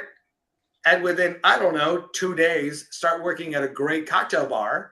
Mm-hmm. And then all of a sudden you'd be looking on Boston Magazine and be like, best bartender in Boston. And you're like, your barback. The dude or the girl that you let go. You didn't support them. Why? That's insanity to me. So, Jose, what you're talking about is it's so true because it's hard to find out, how are we going to manage this? How are we going to manage this going forward? Because we don't want to be mean, but we also have a higher standard of expectations. And it's really hard. And Nathan, you would know this because like social media will kill you on things. So like it's harder to all of a sudden just go out and just be like, she sucks or he's bad. Like, can we get away with that? We can't. We used to just be like, I'm going to ask you twice more to do it. And if you still suck at it, like you don't have a job. Like you're just out. I don't have to like go through HR. I don't have to go through anybody else. Right now, we have to go through HR. We have to go through all these other things. And so you're right. There is a X percentage. I don't know what spectrum they're on, but there's X percentage that just like got hired. And then you see them so immediate and they're like, dude, if it's up to me, they'd already be gone. Like they're not, it's not worth my time. I can't, but we have to keep them. And then we have to sit them down. And then we have to go, here are my concerns about you. And you have to have them sign it. And then you have to then like, they have a second meeting and then eventually fire them. And I get the concept behind it. I really do. But it's really kind of fucking hard because you just sit there. Yeah, it makes sense. It's just like people are like, dude, you were so drunk behind the bar. I would fire you now. Like, I wouldn't have a question. You're just gone. But I now have to have a meeting with you to sit you down and go like, sorry, Tom. Like, why were you so drunk while you were working? Like, it's insane. It's insanity in some of it, in the sense, because you sit down and you look at it, but it goes back to when the generation of our generation, where you win, you lost, you fell down, you got back up, sticks and stones. People are so, I'm offended, and the adage, sticks and stones will break my bones, but words will never hurt me. I mean, whatever happened to that? But people now, I mean, it's like, I'm offended. Okay. And, but then if you go, okay. And then they go to social media. Oh my God, he didn't acknowledge how I felt. Well, who cares? The world is not going to end, but then people are going to say you're cold, you're callous, you're uncaring. That's where we've come to. I mean, I guess I think part of being an American is we're so spoiled, because I guarantee you, the worker in the Nike factory in China, if they got up in their feelings, it'd be a whole other animal. You know what I mean? It's funny because you go to other places. If you go to other countries and you see, they look at us like, oh, you guys are so soft. You guys are, oh my God, you're soft like baby doo doo. You guys are all up in your emotions. You're just like a bunch of, children running around. And it goes back to never having to deal with setbacks, never having to deal with losing, never having to deal with, you're told, oh, you're special, and you're coddled. And then one day you get out into the world and you realize, well, maybe I'm not special. Maybe I'm not, hey, I'm not so great. Maybe I've equated to, I remember, in coaching high school football for the little bit I did. It's funny because, you got these kids and, the Pee Wee, everybody gets to pay. And then you get to middle school and everybody makes the team. And then you get to high school and we were cutting people. And, boy, man, parents were like, oh, what do you mean? What do you mean? It's like, one, it's a money issue. I'm not going to have 100 guys here and 80 of them aren't going to play. 200 people on a team and 120 aren't going to play, and only 80 are going to play varsity JV. You know what I mean? It's ludicrous, but that's how people think. Like, oh, well, my kid should be allowed to be on because if he wants to. Well, that's not how the world works. But that's the world we've gotten into, where everybody gets to participate. Everybody gets to put on a jersey. Everybody gets to, and that's not the world we grew up in. You had to make the team. There was no, you just either you look your name up on the wall and you're either on the list or you weren't.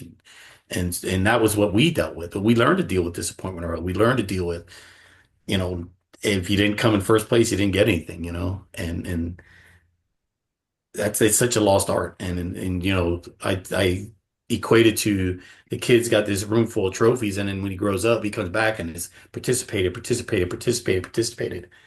No, nothing. You got all these trophies for nothing, Yeah.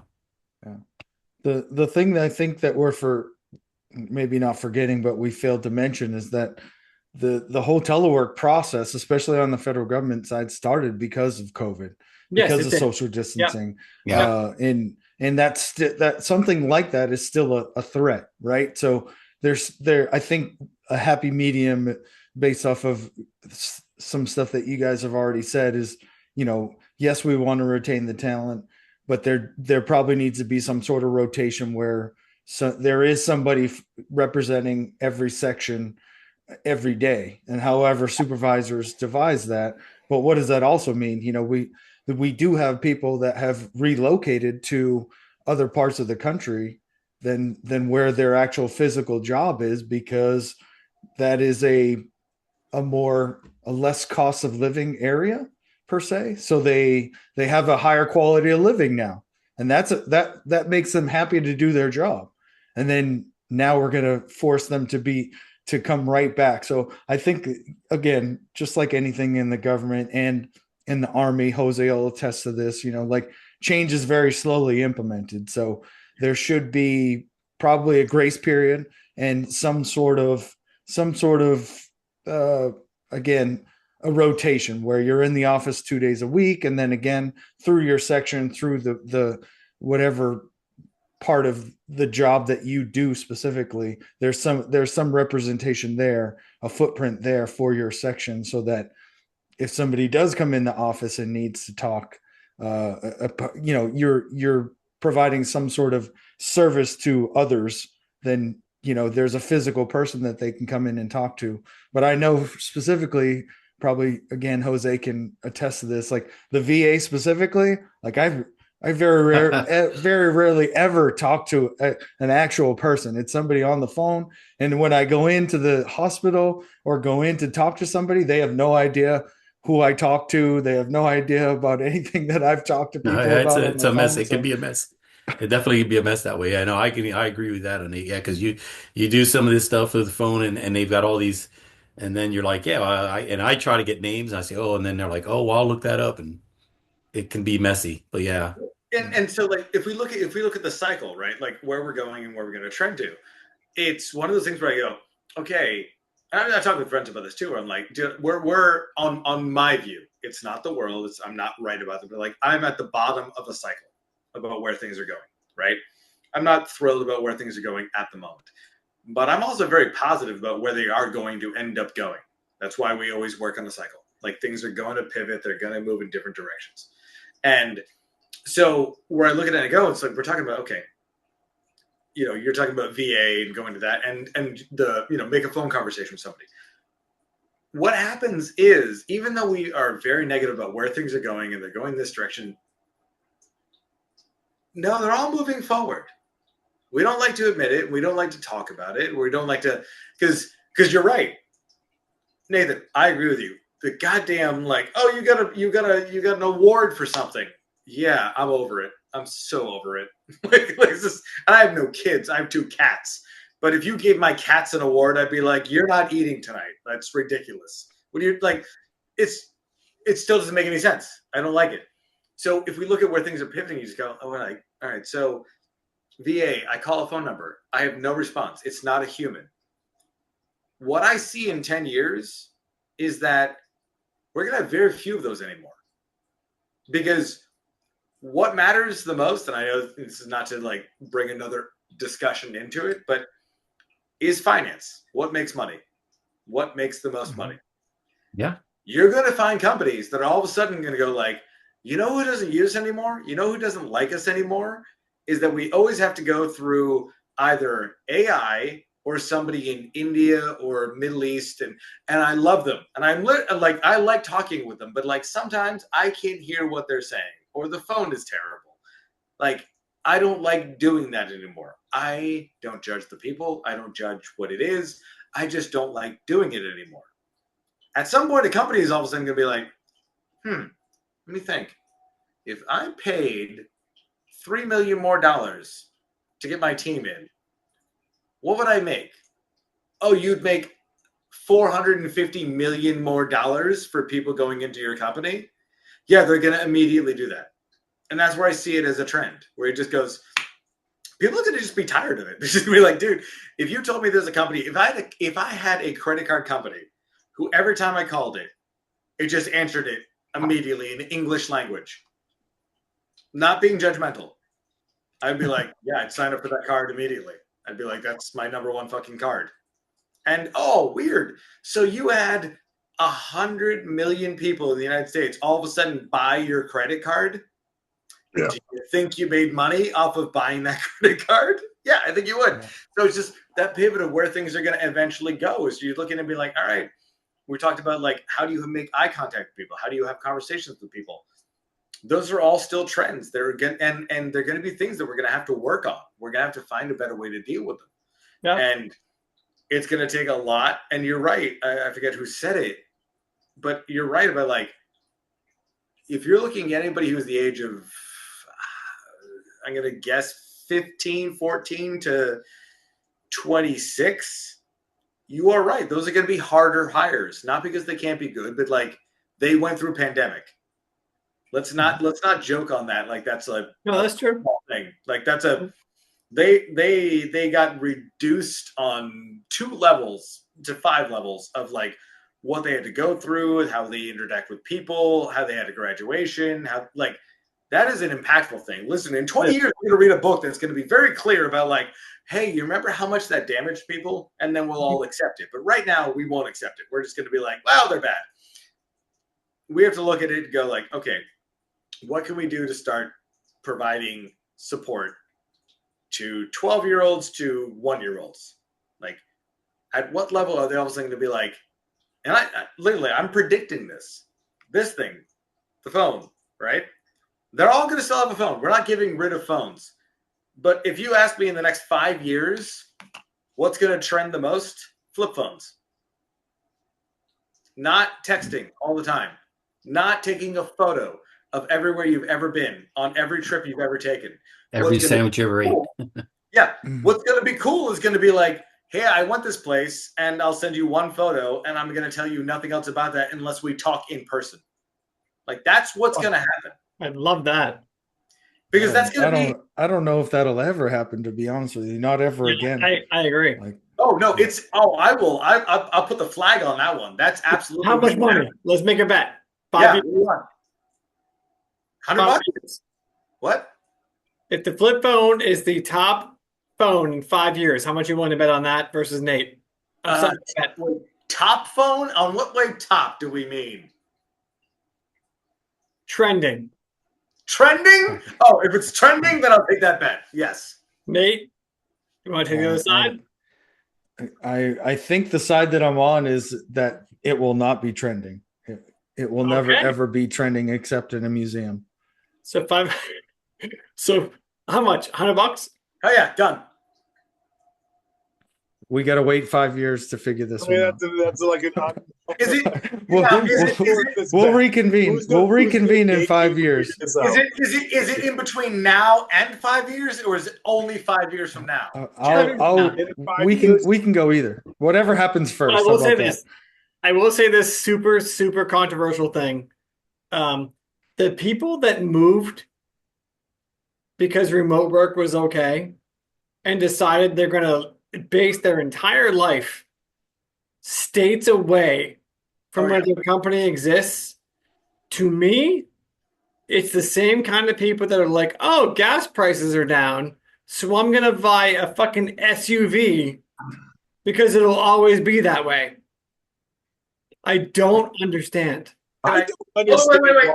Wait, I don't understand why you're dying on this remote work hill. Like you've been hammering this home for a better part of 45 minutes. I sure have.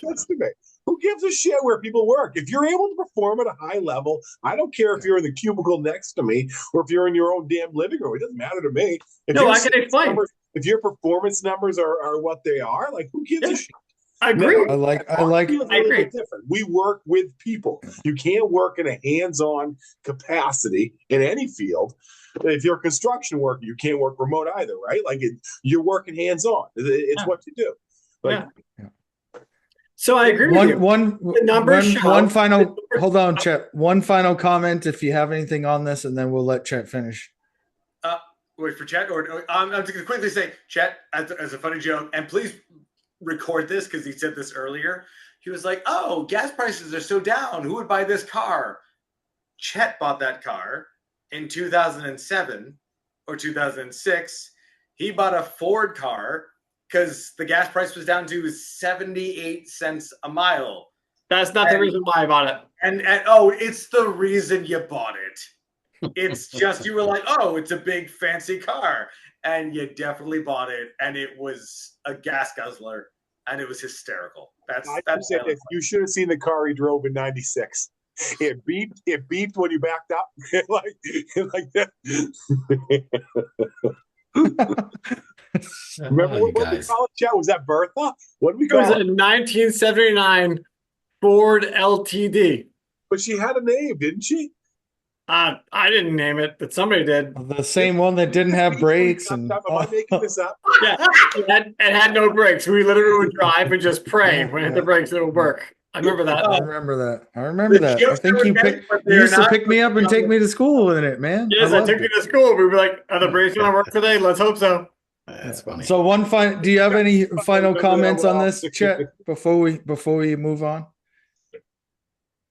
If I did, I forgot them because that was pretty funny about that car. That was pretty good. Wally, did you have an executive order that you wanted that was eye-opening and you wanted to discuss, debate? I think the one that we've kind of glossed over is the one that's also I feel has gotten the most shine is the naturalized citizenship executive order.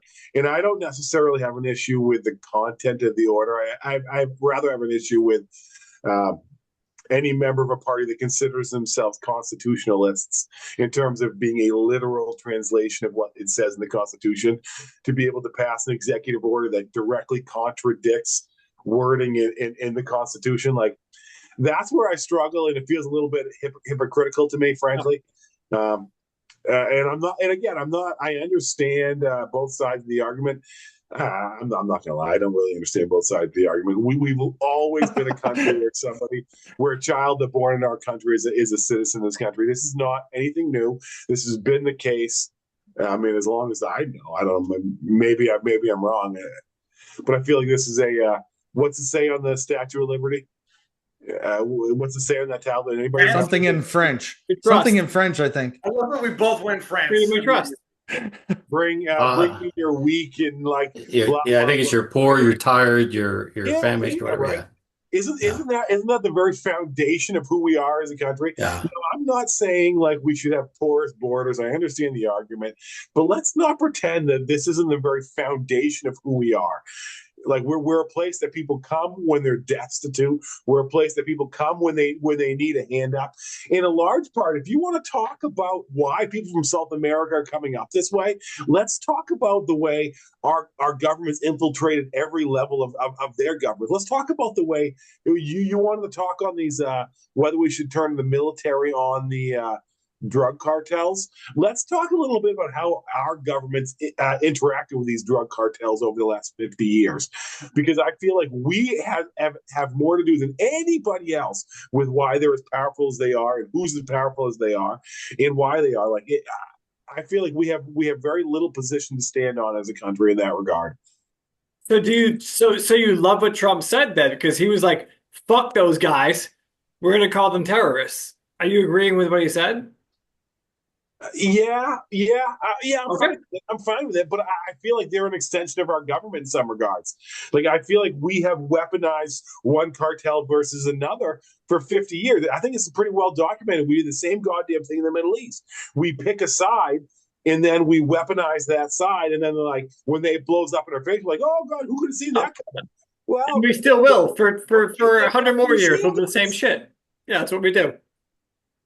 So what's inscribed on the Statue of Liberty is, "Give me your tired, your poor, your huddled masses yearning to breathe free. The wretched refuse of your teeming shore. Send these, the homeless, tempt toast. To me, I lift my lamp beside the golden door." I love that. I fucking love that. I think the biggest thing with that, Wally, and I guess to play devil advocate, is to say, when you watch the caravans come up, so they were wearing some pretty nice clothes. They didn't look impoverished. They didn't look destitute. They were the ones that could afford the trip over. They didn't look like they were war torn. You know what I mean? And I think that's your biggest issue. And you know, they've got plenty of water, and they've got, and you know, And I think that's where people are looking at it. And I believe we are a sovereign nation and we should be able to protect our borders. And we do have a process. We do have a way that you can come here. And we have taken, when the earthquakes or, tsunamis or whatever hit, we've taken people in and there's never been a question. But some of this coming across is now like, oh, well, we're coming because but then you see them come and they're just not, and then I think the biggest issue I had was when they stopped, making sure that, hey, let's do some, when we were doing DNA testing, making sure, hey, this is this child's parent. And we stopped doing that. And then, these cartels took advantage of it. They start, hey, we're gonna kidnap somebody's kid and we're gonna walk across there and look like a family or whatever. And, that was my biggest issue is the process. I didn't have an issue with them coming. It was as much as the way the process became, Okay. I agree with you on that. The legit people, though, I just have to say this. I don't know why, but like I'm just like I'm screaming to say it. When you say like they have plenty of water, they have great clothes, a big part of me is like, yeah, but those people know that this is their only moment. They are desperate. They are struggling. They're hungry. They're thirsty. They put on their Sunday best for this one moment and they're trying to get across. Now, I do want to go back to what you said now, though, which is like, if you're stealing a fucking kid to find your way over the border, then you're a shitbag. Understood. But like, I do wonder, like, how do you? It's impossible to figure the difference between the good people who are trying to come in and the bad. Well, no, it's not necessarily because if you sit down and you kind of, hey, well, you're gonna have to bring some documentation. Hey, we're gonna make sure that we DNA test you. We're gonna make sure that we get some DNA on you. So we know who you are. We know at least we know this is the name they gave us when they came across the border. That we should be able to know, hey, this person that left this facility in say El Paso is now in Houston, and then from Houston they went to Minnesota. We need to know these things. I mean, there's so many. Educate us why, because I'm with you. Educate us why that's so important. Because when you sit down and you look at these crimes and stuff, some of these people have been found once they looked at DNA and they said, oh, they were criminals or they're part of cartels or they have this history of violence. Mm-hmm. And all of a sudden, now, wait a minute. Well, why didn't we check this when they hit the border? Why did we just shuffle them through? So there's no tracking system, right? There's no tracking system. And the irony of it all is Obama had the system. Trump kind of kept the system and then enhanced it a little bit. So Obama and Trump were kind of on the same page. And then this administration came in and just made it lax. Yeah. And because, I mean, honestly, people were calling Obama the deporter in chief. And it's crazy because people don't remember that, but I do. And God like damn this, it, Jose. and so it's not a Republican or Democrat. I think because Obama was like, hey, if we can't, keep it packing, and he did. He sent a lot of people home, so you can't pick a side because both sides are doing it. And that's the irony of it all, is that both Obama and Trump were on the same wavelength on that for that issue. And then this administration just dropped the ball. I don't know what the hell they were thinking. No, they did. But I really wanted to call you a liberal just now, and you just beat me. You just whooped my ass. But I had a whole joke set up about you being liberal, and you whooped my ass. Good job. I don't want a closed border, but I don't want a porous border either. And like, if you're bad and you're trying to get over, just like we saw in Afghanistan and Iraq, using other human beings as a shield while you're trying to do evil, that's a real thing. So it's also a real thing that individuals come over in a group to try not to stick out, to blend in, and they get over with the group, and then they go out and they do their evil if they want to, or they're doing whatever they want to do. I just want to see a controlled process. I want everybody to come in that can give me the best that your country has to offer. If they want to be in this country, then bring them over, but make them do the due process. Let's make them a citizen. Let's make them pay taxes, just like any other American would. I feel like that's the way most Americans feel, right? Yeah. Isn't that the way most Americans feel? And I would say the majority, yeah.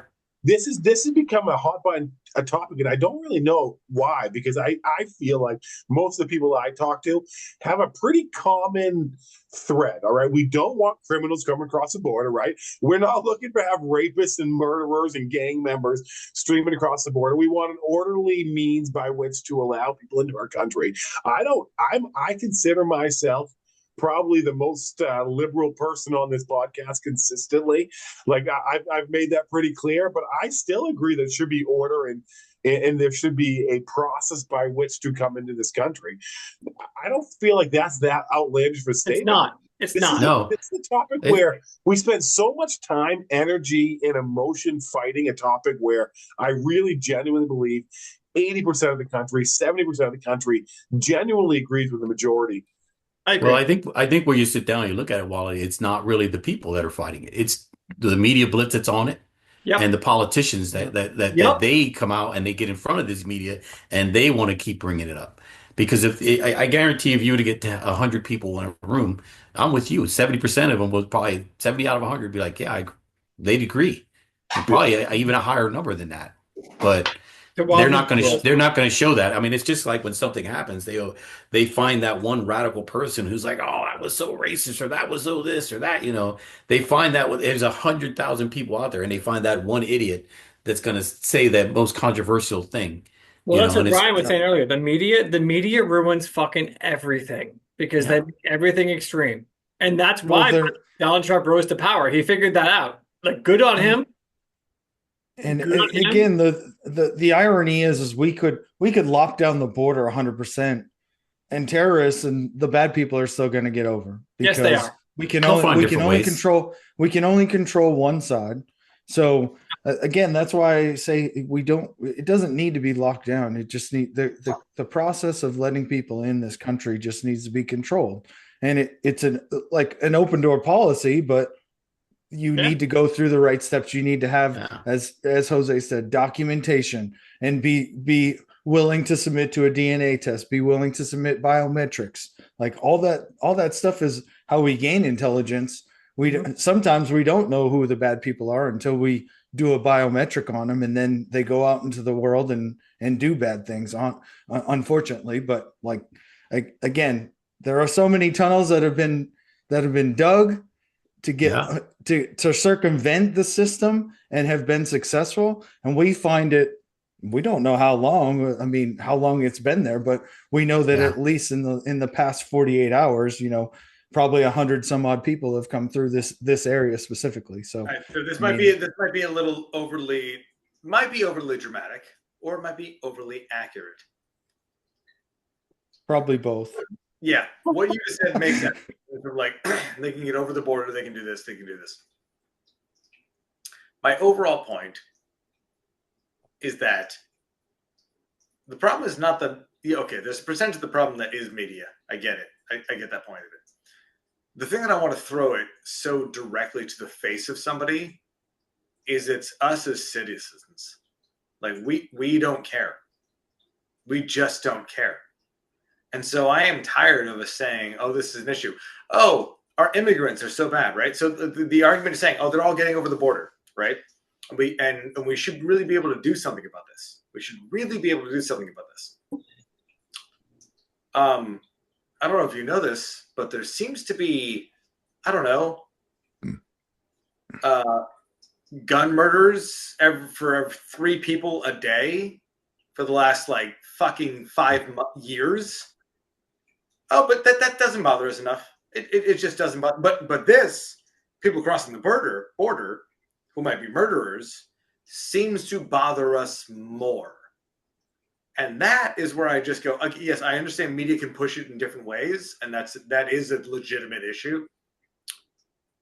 I am just over the top annoyed with Republicans, Democrats, anybody who's just being like, well, why isn't this getting fixed? Because you're the problem. You, John, Sarah, Peter, whatever your name is. Hey, you're the problem. I'm tired of you sitting there being like, what can we do? That is just being lazy. That is just wanting to become interesting because you're cared about your own self, and you don't care about your neighbor's son gets shot in the head in 7th grade. Like, you don't care that that's an issue because it hasn't happened yet. Now, eventually it will happen. I don't want it to. Let me be clear. I desperately. My brother has 3 children. Yeah, I'm like, I wake up. I have no kids. I wake up at night paranoid that someone's going to end up shooting one of them in the head. Where the fuck did that come from? I'm sorry. Our age, Columbine was a thing. That Columbine was like that was a new thing that had just happened. We didn't wake up in the morning wondering, hey, I got to go to school. I hate my teacher. Like, I just don't like them. We never walked out there. Yeah. having I to- think that's a mental health thing, though. I think that's more of a mental health thing than a weapon thing. I think, again, these kids, they are online. They're communicating that cyberbullying is real, and it's worse than real bullying, because a real bully, you know, it's just you and them. When you get out cyberbullying, oh my goodness, you can get hundreds of thousands of people from all over the place Millions. just telling you you're ugly and you're this. And again, that's where the mental toughness for these kids say, hey, you know what, just disconnect. But they're so addicted to it. It's that dopamine, that high of likes that they've gotten used to, that when it turns south, they mentally, they just collapse. And I think that's a mental health issue. That's something that we need to address with these kids. And we need to start, making sure they understand, hey, and there's a lot of stuff that's going in. There's a lot of stuff towards bullying. But when I worked at a school district for once, and the funniest thing, I thought it was the dumbest thing ever. They're like, okay, we're going to have the bully get in the room with the child, and we're going to let them talk so they can work it out. Do you really think that bully's going to work it out with them? No, absolutely not. I said, this is the dumbest thing I've ever seen in my life. Well, I'm like, that kid's going to say what he has to say in front of the teachers. And as soon as they walk out, that bully's going to go right back to doing what he's doing. If there's no repercussion for his actions other than slap on the wrist, then why am I going to stop the behavior? Again, this is all mental health. Yeah. This is all, we need to get to the root. Why is this kid bullying?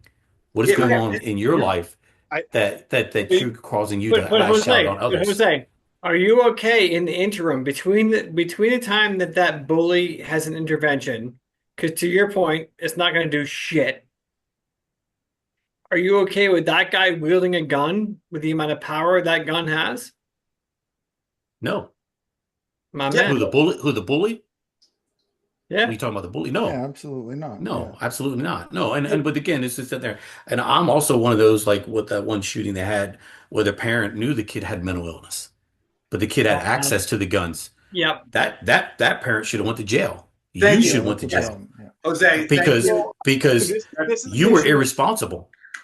That parent was that's 100% irresponsible. I'm with you, Jose. Near and dear to my heart. I've talked about it extensively on this podcast earlier. Yes, you have. Yes, you have. And I feel like there can be no sacred cows as it pertains to the mass shootings that are occurring in this country. I had a cousin who was killed October 25th, 2023 in Lewiston, Maine. You can look it up.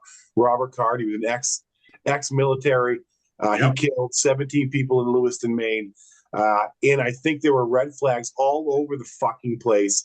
In every level, his military leadership taking his guns away from him had deemed him unsafe to carry weapons for the military, but yet he still possessed his own private guns. There's every level, and I'm not making this up. Please Google it yourself. This is something I've talked about extensively. I remember that. There can be no sacred cows. You have to have everything on the table. And it's got to be everything from mental health, and I agree with you, it's a mental health issue, certainly. But we just can't keep saying it's a mental health issue and allowing people to No, I agree with you. There's again, problem. We've also got to look at access and like. I agree with you on that, Wally, because I own rifles myself. I've hunted my whole life, Yeah. and I believe in our right to carry arms. But holy hell, I agree with you that if you have, like, when that guy that was in the military and he was not deemed, as soon as he was not deemed, that information should have been passed to the civilians, and they should have went I don't have the issue of saying, hey, this guy has 1,000 red flags. Yeah, we might want to go check what his arsenal looks like at home. because I don't have an issue with that, because you need to be a responsible gun owner. You need to be responsible with what you're doing. You need to, I have guns. I sit down there and my brothers have guns and my brothers hunt and all that stuff. I remember when I was in high school, kids would drive to school and they'd have their rifles come from hunting on the back of their truck. And it was never an issue. They were literally in the parking lot, the school parking lot. Now, that would get you arrested. Oh, dude. I really remember that so much. Like, as a kid rolling in, we had this, so my senior year, everybody's senior year, so it was like, there was like a skip day, whatever. Yeah. Okay. But before skip day, there was always hunting day. Always. That was the day most unattended by men, honestly, boys. That was shooting day. It was the first day that deer were. First day of hunting season. Yeah. First day of hunting season. We would walk in there on a Tuesday, whatever it was, and none of us would ever be like, what's going on? And literally, as you said, they would drive in trucks with like 3 guns behind them. Again, before Columbine, I would just be like, cool, man. Like, there wasn't an ounce of me that ever was worried about it. I would just be like, all right, they're hunting just deer. Like, and I think you're right. I think that is actually correct in terms of going, the reality is the reality. And again, I am very anti-gun. Like, that's where I lean hard. But I'm also very well aware that, like, there's a difference between just going like, I just want our standards left like very, very high level, where it's just like, okay, listen, there are really talented people and really respectable people that have guns and they respect guns. And honestly, I'm terrible with guns. It'd probably be better if I went to a class to learn actually how to use one. Like, that's fine. It's the difference between like, I just hand a 17-year-old who I didn't care about giving mental health to a shotgun. So it gets blame on both sides. And I think that's where I want it to go. It's just going like, like the reality is like, okay, yes, they're marketing a gun. They're marketing a handgun. They're marketing a fucking AR-15. Fuck you for marketing an AR-15. That's just straight up what I think. But there's also a side level to that. Like, it's not people just rolled up and be like, I got it. To Wally's point, the kid in Uvalde had so many red flags. Mm-hmm. So many people had reported him. So many people had said, "Hey," and his the kid that went into the school. Yeah, his parents didn't even bother looking in his room. Like, they didn't. Whoever he was living with didn't even. They all this stuff was going on, and nobody checked on him. And he built an arsenal. He stockpiled an arsenal, and they're like, "Oh, we didn't know he had it." What do you mean you didn't know? He lives in your house. You are his guardian. How do you not know what's in his room? To me, again, that person, you are direct responsible for what happened, because one, you didn't help that child when he was going, all these red flags come. You literally got alerted onto these red flags and you did nothing. So now you are culpable. I believe that they should be held culpable. And that's me. Yeah, that's I agree. Check so we're I don't want to say we're getting off track, but I think this particular conversation, I could go on about policies that I think should be implemented as far as protecting schools, using veterans that have come out of the military to do that, all kinds of different things. I am a strong Second Amendment supporter. I believe that we should all be armed and be able to arm ourselves at any point in time. But I do agree, there's a level of parenting that needs to happen. And also, as far as cyberbullying, like, I'm built different, but I'd love to have 100,000 people saying that I'm ugly. And, I agree with you. We grew up where we sat down and we understood that people were bullying you or hating on you. They were just jealous of you. That was their insecurity, not yours. But that's something that these younger generation doesn't understand. They don't understand that they're lashing out because of their insecurities. That's why they're coming after you, to bring you down to where they feel they're at. But that's something that they don't deal with, Yeah, that's a whole other conversation about, where did the C part as far as the, masculinity, men being men, and then talking about and implementing in their offspring or in people in their circle on how to act and how to be be not physically strong, but also mentally strong, and not worry about that bully that's saying that he doesn't like the color of your shoes, and that episode not being like, oh, it's game over for me. Like my feelings are hurt and I'm done. Like, that again, that's a whole other topic of conversation, and we could probably go on for another hour. That Yeah. But last comment on if anybody has anything to say about the executive orders, and then we'll go on to the reaction to Elon Musk's We speech. had gone so far past executive orders, I forgot. Yeah, we went way beyond that shit like for 20 minutes. We did. We went down a rabbit hole. I need to It's what we corral do. you guys in. Corral you It's what we guys do. in. So next is the reaction to the Elon. And Wally, did you have anything last to say about executive orders? No, I got a whole Yeah. shit ton of things to say about the Second Amendment. but Let's I've move right on. I've got nothing to say about. Let's I've got move nothing right to say about on to the executive next orders. agenda item. So we should we'll put that on as a topic at some point, Second Amendment, or we'll try and narrow it down because it's a broad topic. But Oh my God! Second Look at Amendment Brian over there with a full bar. pertaining to I'm something. jealous. Yeah, Yep. the I am mixologist. jealous. I am The jealous. mixologist. He's taking orders. Oh. So we'll I move wish he was on here. to, I wish he was here in Texas. I'd go visit him. He could Yeah. help me with some bartending skills. Hell yeah, he could. yeah. You So let me we'll- know. I'll tell you what you got in your house. I'll tell you right now what cocktail. Oh, I don't keep a lot of stuff in my house, but I mean, I would buy stuff and stock it up if you were closer by. Dude, Definitely. I will text you in the next 4 days. I'll be honest about it. Apparently, my cat wants to be involved in this conversation. That's okay. But no, I'll tell you, dude, because you have access to some phenomenal tequila and mezcal. Good looking pussy. Yeah, I like it. Is that what you said, Wally? I didn't say anything. I don't know what you're talking about. I like it. All right. So Elon Musk's. Sorry, I didn't mean to cut you off, Brian. Yeah. Well, Elon- hey, you choose in order who goes. That's how you keep us in line. What were you going to tell Jose in 4 days? I was going to say, hey, I'm going to send you some links to the best mezcal and the best tequila if you have access to it, because that shit's going to be – because you have access to it. I don't. So, yes. Yeah. Okay. Yeah, Sounds good. Send me that too. I enjoy And, it. I'll go up and hang out with Nate, and we can go over there practice playing Tom Cruise. Wait, Dude, I'm going to fly down. Can I fly down too? Hey, if you're game, you guys- we'll all get together. Where in Texas are you in? I'm in San Antonio, and Nate's up by Austin. Austin. Oh, hell yeah. Okay. I've been to San Antonio once. I passed out because I had the flu. So, yeah. Okay. We'll go the next time. So apparently I haven't. Wally says I've never invited him, but I just want to. Wally, you're coming. Wally, there is an open invitation. There's an open invitation for everybody that's listening. San Antonio, because I gotta go to the walk, and Shawn Michaels lived there for a long time. Maybe we go there for the draft. Ooh, I like this. Maybe. I like where that's going. We'll figure that out for sure.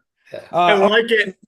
Reaction to Elon Musk. He came in after the Doge came in after the president, or was it before? I'm not really sure of the timeline when he came in and had his speech. He came in, said some things, which I thought it was articulate what he said. I didn't have any opinion specifically on good or bad what he said. And then apparently he made a gesture at the end, which I saw. I saw it totally differently. Maybe I live in a different realm of the world, but I didn't see it as something symbolizing, the Nazi Empire. But apparently a whole bunch of people on social media did. So I'll allow you guys to give a reaction. It doesn't necessarily need to be a reaction on that. Maybe I know Wally has this. Maybe there's an alter ego involved with Elon Musk or ulterior motives, so to speak. So we'll let you start, Wally, and then we'll. I appreciate that. I do have strong feelings about Elon Musk. I will start by saying this, and I'll give him credit. That gesture was nothing more than, again, I said in our text thread, I feel like he is and I think he's served him well. But he's slightly autistic, socially awkward man. I don't He's on feel the like spectrum. He's on he's the on the spectrum spectrum in some somehow. Yeah. capacity. That gesture was certainly not intended as a Nazi, and I think anyone who's clinging to that as their issue with Elon Musk that's a false flag. It doesn't matter.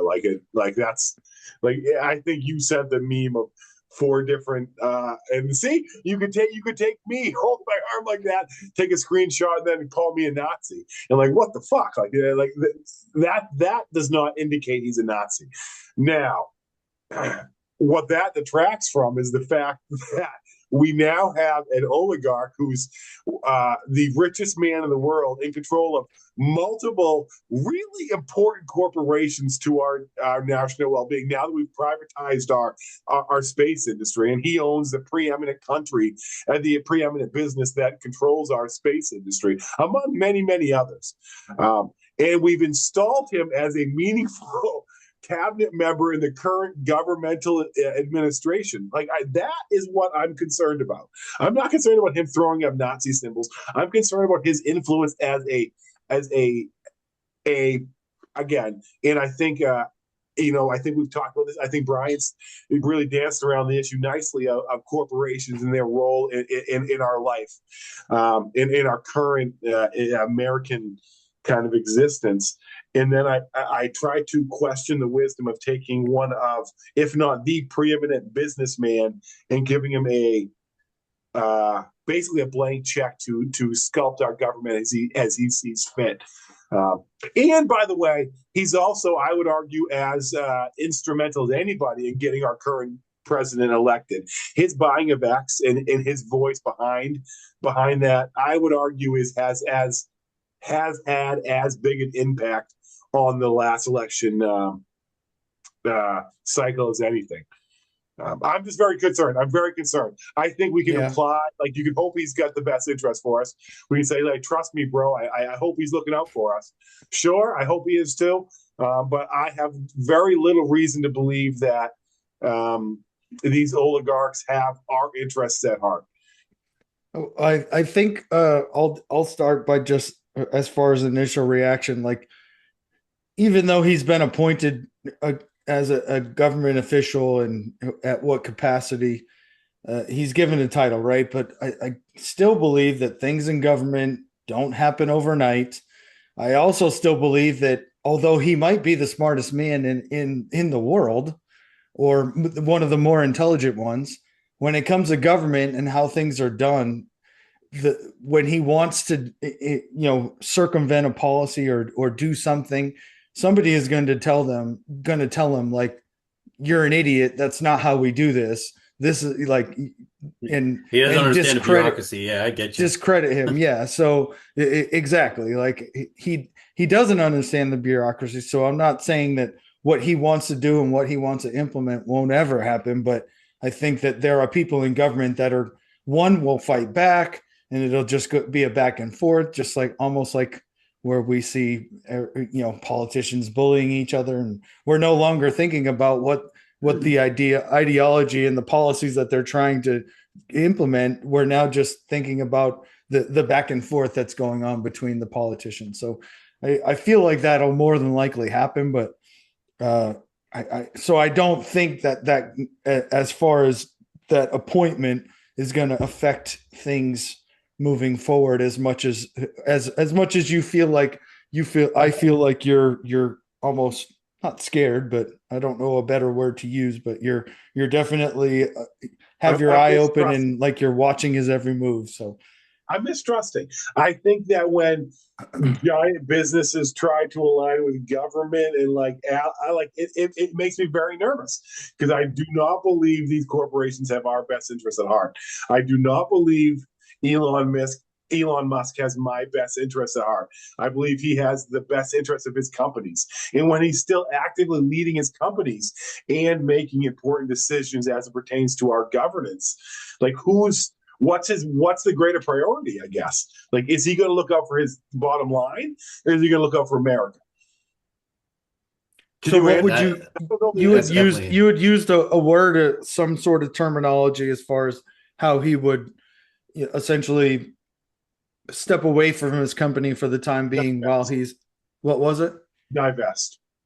Divest. Yeah, Divest he himself. should have a divested in interest in his company. Yeah, I agree with that, but I don't know if we have ever had any politician have to do that, have we? Everybody prior to Trump has. Yeah, everybody prior to Trump. Prior to Trump. Yeah. Well, I think they even have he been kind of stepped away from some of his. yeah, I don't but I know. was going to say if you said everybody prior to Trump, but were those other politicians? Was that part of the governmental appointment that we'll appoint you to this, and you need to divest your interest in your company, or was that just something that happened naturally?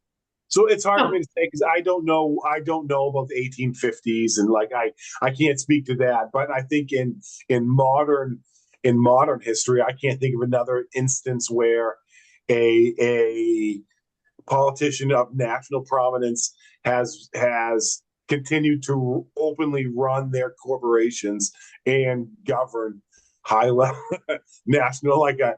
Look, have you guys like Nate? Question to you. To say like there's clear conflict of interest there. Do you guys not agree?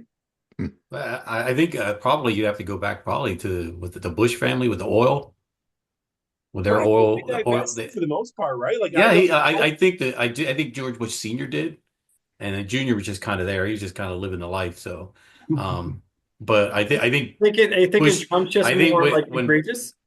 I think Bush Sr. when he was vice president was still kind of active in his, and then when he became president, he divested fully. But Bush, I mean, but I think that I think with Bush Sr. though, I think his credibility with the people, even with on the Democratic side, people were like, "This is a good man." Nobody ever questioned if he was a good person. Fan. I'm a Bush Sr. fan. So when no, I don't think anybody ever questioned his integrity. No. Like, so I think with him, it wasn't as big of an issue as where Trump is just controversial, but he's almost cartoonish in his way he is. So it's he's different. Can I make this quick point and then you can just tell me to shut up? I like that you said cartoonist. Oh, sorry. The actual only thing that's cartoonist is American people. That's the only thing that's cartoonist. Period.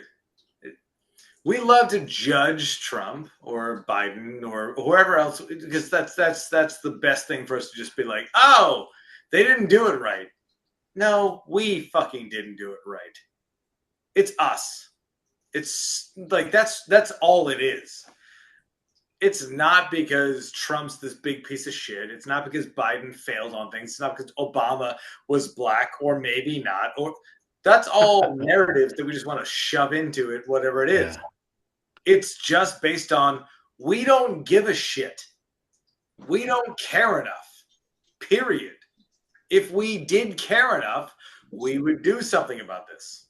Period. It's what it is. It is what it is. So it's like it's a lot easier for us to sit there and just go like, oh my God, I can't believe we lost this election. We as in me, Brian Ames, sitting here just lost the election. I didn't. We lost the election because we had a terrible person to promote. We had no plan put in order. We shoved a very talented woman into the middle of it 2.5 months out. No, I'm sorry. The Democratic Party screwed it up. And therefore, my support team, who I'm part of, screwed it up because we didn't push it. We didn't sit there and go, wait a second. This makes no. What we like to do is go, man, hey, I hope like we're a goddamn sports team. Well, I hope we get our head coach right. Like, I'm sorry, I own the team. It's me. Yeah. So if I am going to sit there, like, I'm sorry, actually, it is a pretty good sports reference. If you're going to sit there and be like, oh, the Patriots, well, we didn't get the right guy. You're not a member of the team. Shut up. This is just an observation that you have. It doesn't affect anything. Talking about like who's going to come in for the position that you want them to be in, and you don't care about putting in any effort to who that person is. That's on you percentage. I'm not saying, again, it's a spectrum. I'm not saying it's like, oh, it's 100% your fault. No. Trust me. The Democratic Party has a level of blame that is built on that.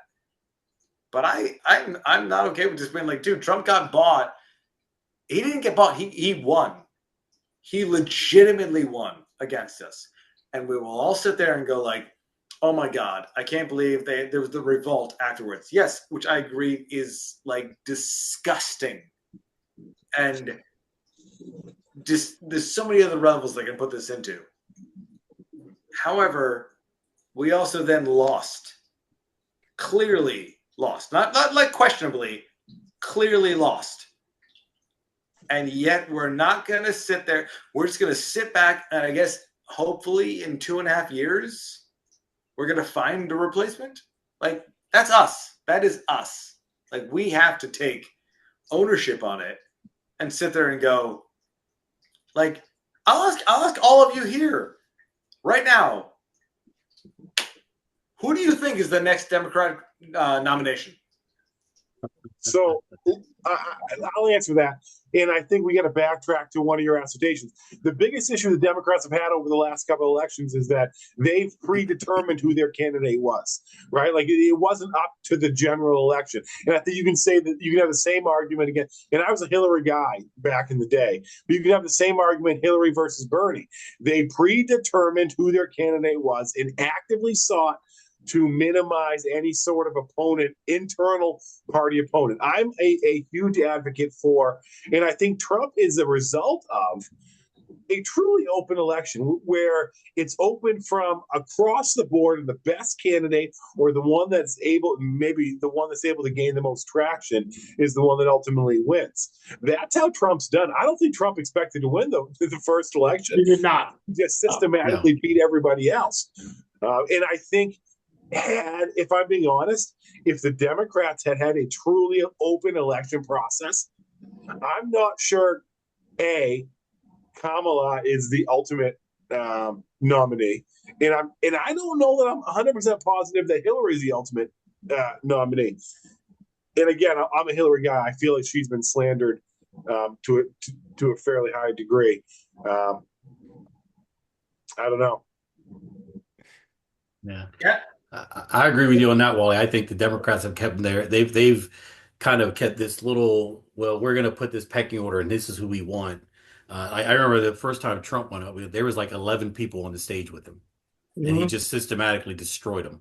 All of them. Just one by one. And so he just, the cream rise to the top. And then when you didn't see that on the other side. And I think Hillary's problem, she's just unlikable. She was unlikable when she was the first lady. And the way she treated Monica Lewinsky and all them other people, if anybody was abusive to women and basically tried to cover up for Bill, it was her. She was like, oh, I'm taking you to court. She was just trying to shut mouths and make people go away. And it came back to her, so she comes off very unlikable. She comes off very, just her personality she's just not good. Obama was so charismatic. That's why he destroyed her the first time. He came out. It's almost like a hush money payment made to a porn star. Like, fuck that. Yeah, he came in and he was just so eloquent. He was so and his charisma just. It was over before it started with everybody, and everybody knew it. But the problem is they didn't groom the next ones coming up. They didn't say, hey, let's go find some of these, other people that we can find that we can groom. That hey, they got that charisma, they got that charm. And they just don't do it. And I think RFK is the one that, he's the one that he's grooming himself for the next run. Yeah.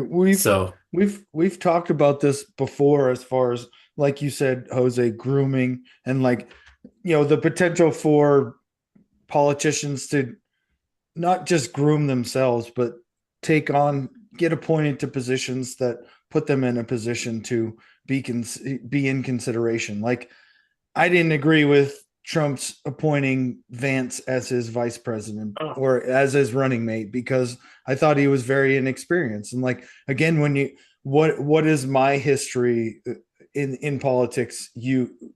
When I look at that again, I look at, geez, George Bush Sr. Before he was president, he was vice president. Before he was vice president, what did he do? Damn, he was the head of CIA. Like that is a huge asset in the Oval House. Fighter pilot.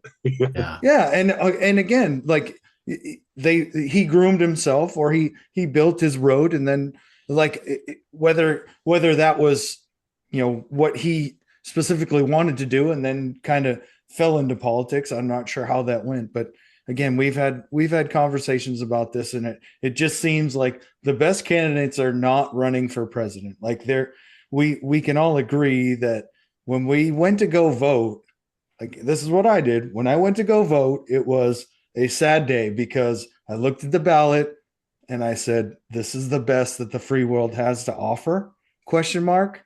There's no way that that's the best that's on the ballot, but that's not the best that we have to offer. And there's got to be a way.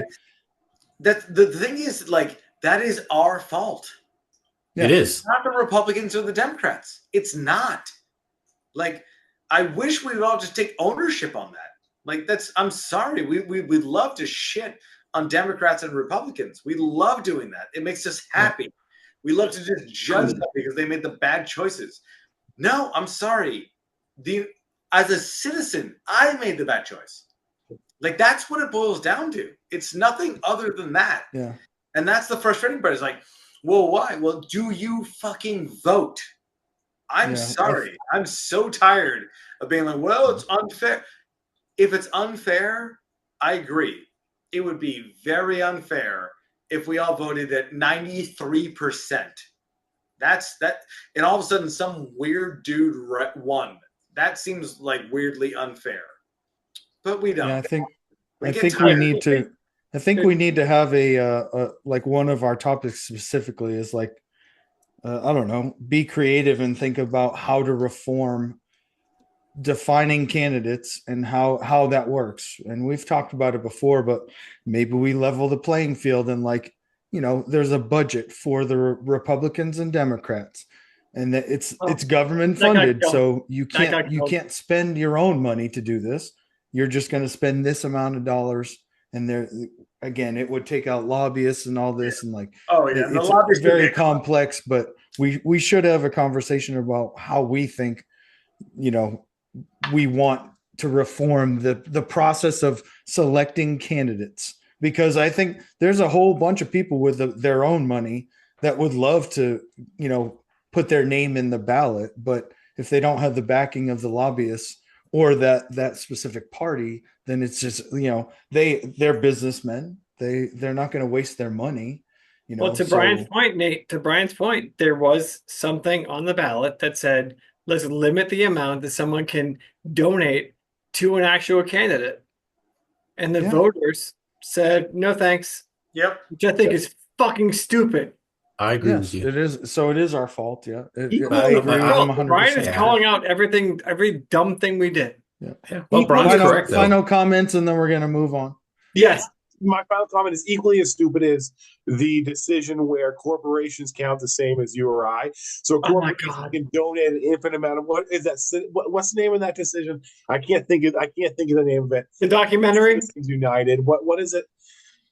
I can't think of what the name. No, I watched it too. But it's virtually come down to it, and I agree with you, Nate. It comes down to campaign finance reform. We need to fundamentally change the way we finance our campaigns, because the minute you get elected to a national position, whether it be Senate, president, certainly, I would argue governor, you automatically have to start campaigning for your next election. Because to get elected, like New Hampshire is a great example. We're a battleground state. They spend tens of millions of dollars every single election. I think the last election was hundreds of millions of dollars to try to get election. Both parties do because it's up in the air. Well, we got to fix that. There's got to be a level playing ground, because where like you or I, who have a great idea and can be an articulate speaker, we can't compete with Apple or these other fucking corporations who are willing to back these other candidates because they have more money than us. We've got to change the way our elections are funded.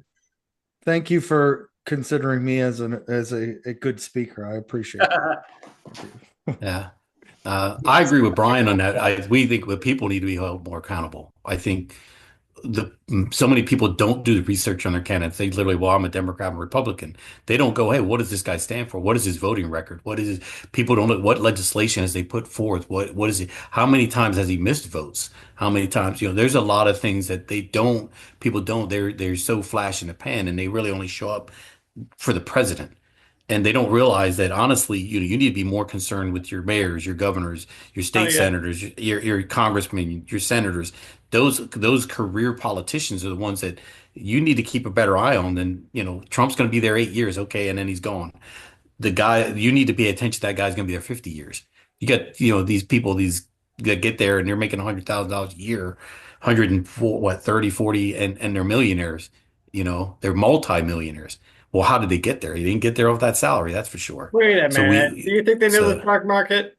Is that so just I'm just saying, I think that at some point you need to start saying, hey, we need to wake up and start paying attention to the people who are actually writing policies, people who are writing legislations, people who are local people who are supposed to be fixing our roads, the roads not getting fixed, supposed to be fixing our bridge isn't getting fixed. What's going on here?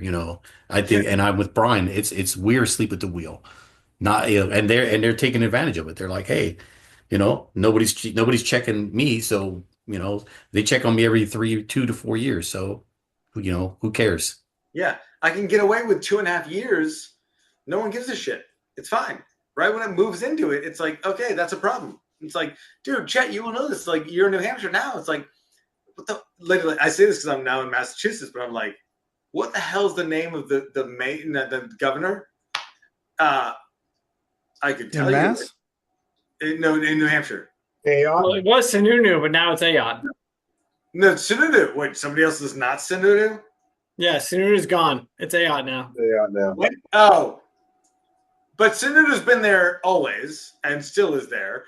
And he will probably win it again after her because his father was also there when I was, I think, 6. Yep. And has always been there. So Sununu is just a name that I always know. Now, I want to be very clear about this. He might actually be great. He could be a phenomenal person. Absolutely. I am not denying that could be true. But he also has a father-son relationship with a bunch of benefits and a bunch of things. So I might question that more about how connected he is. Okay. Now, that's the only thing. We're talking about, like, as people, as citizens, that's the part of it. We're New Hampshire. I'm a New Hampshireite on my core. So I would be like, oh, Sununu. That I would literally just vote for it. Now, that would be me as a dumb person. I'm aware of different things. And I would be like, oh. And I wouldn't even elect her. I want to see what are her plans based on where his plans are. And I would just go, oh, I don't like that. That's and so Jose, I think I appreciate you giving me a little heads up, like a little I don't know what to call it, a star. Tip of the cap. Like I'm literally not gonna tell somebody who's in the military, be like, give me a star. That's right. Yeah. But no, but just be like, hey, okay, that's a good point. Like, yeah, it's like we need to fucking work a little harder on this one. Like, this is. I'm tired of us just sitting there going like, yeah, I agree with the concepts. I agree with the Democratic Party. I agree with, like, I want to support all of these things. Totally. I'm so, like, it's not hard for me to look in that way. But also, what the like, literally, as of today, I'm going, who the fuck is our other person? Like, Trump's going to run again or not run again. I have no name right now. As of right now, today. Yeah, there's some time, but I think one other thing that we've talked about before is like how we specifically need to be more involved, and then also, man, I lost my train of thought. I had a good point. You were being awesome. I was too passionate, Wally, like you. Oh, the passion will do you. I had a good point. I'll come back to it, but man, I had a good point. I've become involved in local politics versus national ones. I feel like national politics are or a black hole of emotions. I think you can make a meaningful impact in small town America, and I live in small town America, and I feel like my influence is greater, my emotions are greater spent uh, in the Locally, local. yeah. Yeah, Locally. I agree. That makes more sense. You should feel like you have more invested and Well, there's less venom. If you look across from somebody, Yeah. you're talking to somebody face to face, you're less inclined to be an asshole, right? And just say outlandish things. I Yeah. want to And compromise. I want to be a human being. It's yeah, almost like why you shouldn't do remote work, right? no, not at all. The point that I just thought of again was how do we get more people involved in following politics? And again, we've gone back and forth. It should probably be a topic that we talk about, but like getting a new bloodline involved in politics, not on the politics side, being a politician, just knowing and understanding candidates and what their policies are, what that means for your local area. And we've talked about, again, involving social media influencers to be involved in it somehow so that they live stream it. And then it introduces that political climate to their followers. And then again, each party decides who they pick as their influencer, but it's someone that's not a politician, somebody like a Joe Rogan or a Sean Ryan that does talk politics, but it's not their bloodline, it's not their lifeline. They just want to be involved and have an opinion on it. But yeah, we've talked about that before, and that should we'll put that down as a topic at some point. I think honestly the five of us have a very diverse view, and I love that. we can articulate our view, and we're not our all about our opinion is the end all be all. It's just a discussion. So that's what I like about it mostly. So I appreciate you guys participating in all that. I think I'd like to move on to sports now. If you have one final comment. Sports? What? Let's Yeah. go sports. That's normally our focal point, but yeah. Well, we'll start with the Patriots, and then we'll let's talk go. Let's briefly go. about. We'll only talk briefly about the Steelers because friend of the show Jose is on. Let's go, Jose. We'll start with the Patriots. Let's get in there. Yeah, we'll start with the Patriots. We know that they hired the new coach. We've had our reaction already, our visceral reaction as far as how we feel about it.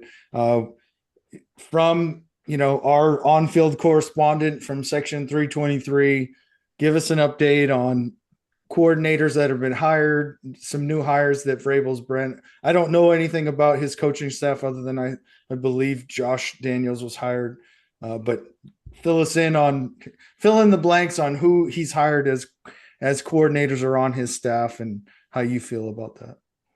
Well, Mr. Logan, here I am on Gillette Stadium, and I'm telling you, Josh McDaniels is responsible for a lot of really great offensive seasons for years and years and years. So I'm happy we brought him back because I think we have a star quarterback in the ranks, questionable wide receivers, questionable offensive line, and he may, I'm just thinking, have an influence on how they get better. Thank you. Thank you, Mr. Logan. Oh, Brian? Yeah, you want to follow up with your point? I would tell you this right now. When we picked up May, you check and send this to you later. I literally said that's the worst choice we've ever made. It's literally like written out, and I literally said it because I was like, we are so desperate as we have so many steps to make. It's not going to be good. Like I literally said, in 2.5 years, we could maybe pick up a good quarterback so we don't have to pay him. That was my whole point on this. I remember that. I'm not willing yet to say that I'm wrong, but I am definitely willing to admit I am at a higher percentage of being wrong at this point. I'm probably at a 70% percentage of being wrong because May might be the one. Like May is. I've watched a bunch of games. We have a horrible team. Like our team is awful. It's garbage. I'll agree. But I've seen those throws that he's made. I've seen the way that he reads the defense. Like I've seen those things and I'm like, okay, like I like where this is going. And also, Chet, you may then. So when I said you, I'll send this to you later. I judged him. Please send this. Also, I'm pretty sure that I clearly said, I don't know, 8 months ago, it's got to be Vrabel and McDaniels. No, you did. Yep. You did. And I was happy, but you weren't happy. Yep. So, and I was like, listen, I get it because I understand why there's a pushback on it's just going to be like Belichick concepts. I get that. And that's a legitimate reason to worry about that. Except he's been a head coach for 5 years. So this isn't like some dude who's walking and being like, hey, I want this position, which was what we had last year. And I don't judge him. And he's a great dude. He's a great person. But the reality is, like, you bring in Vrabel, the moment we got him, I got excited. Yeah. And then when all of a sudden, which is exactly what I thought was going to happen, we bought McDaniels, I was like, I don't like that I'm so excited right now, but I'm so excited. And the only person that I listen to for sports,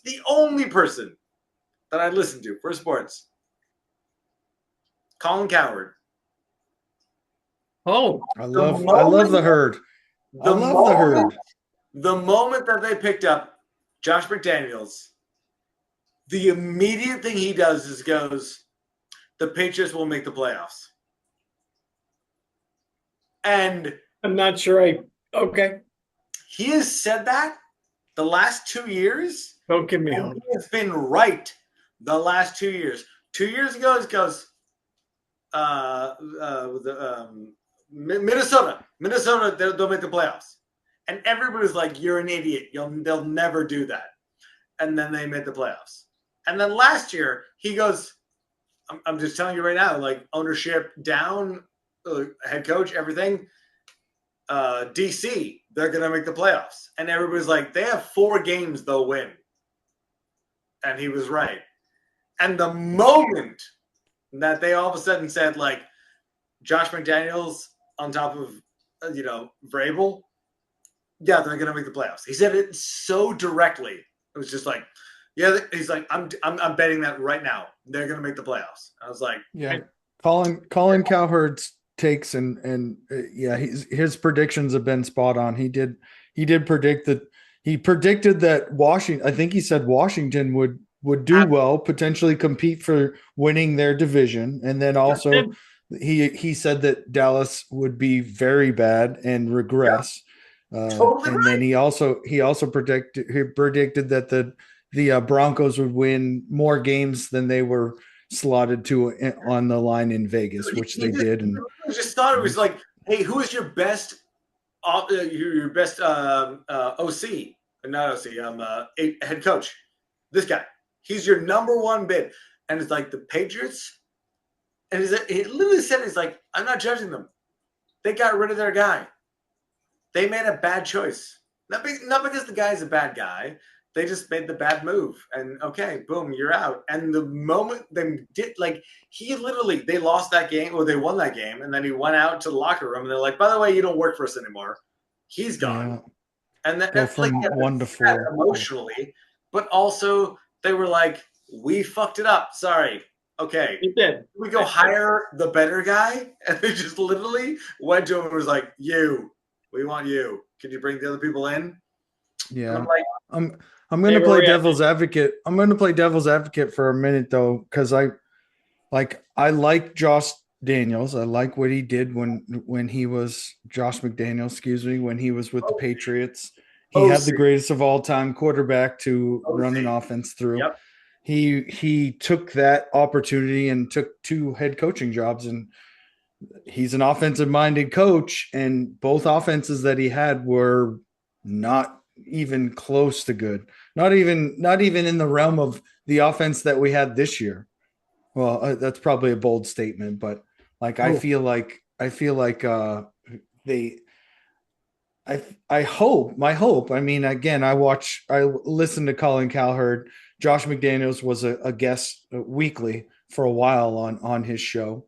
I think that he articulates well. I do wonder if, I'm not going to say his skills have regressed, but I do wonder if he can get back to the offensive minded coach that he was. And then also, but I need to see improvement like like week to week. And I hope that that can happen.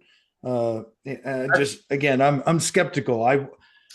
Chet and I have had conversations, and like I don't necessarily like retreads. Like Vrabel's a great hire. He knows what it takes to make championships happen. The work that needs to be put in, all that stuff. He's a great leader. It seems like, but I would like some fresh blood, because I want people that are progressive minded. I want people that are, again, very much like a Bill Belichick, where my game plan, I want your game plan to be different next week than it was last week. And yes, we can build on some concepts, but that game plan is focused on the offense and the defense that we're facing, and it's going to change every week. And we have basic principles that we're going to install, but outside of that, again, we're changing everything and building every week. And I hope that he can do that. I'm just reluctant. I'm so positive that Mike McDaniels is like, again, we've all been in jobs. Well, maybe not all of us, but like where you succeed at things and you are crushing at things. You might want to take a jump up, and all of a sudden you realize, like, dude, I don't like doing that. It's not because you're bad at it. You're being like, oh my God, you could have been better. No, like, where is his wheelhouse? His wheelhouse is OC. Like, so who's Kansas City's defensive player? Really? If he wanted, he could get hired in any other position. Why is the reason they don't hire him? Because he is just going like, you know what I'm the best in the entire fucking league at is this. And he's just owning it. And I want that to be Josh McDaniels, where he just goes, I'm going to take this situation and go, you know what? I will never be a head coach. And I get that. And I'm going to take that ownership on that. And then I will then be the greatest OC that you will pay $13 million a year to get me, because I am that good. And that's what I want to see. I want to see him coming out and also be like, so young kid, great, can build this way. Yeah, you have a horrible team. Like, you have no fucking, you have no offensive lineman. Offensive line is bad. Your wide receivers are bad. I get it. But like, I actually am more confident in Josh McDaniels. I know this will kill me. And Chet, you're going to kill me on this one. Yeah, I am. I probably am. Yep. I am more confident in Josh McDaniels than Mike Vrabel. Wow.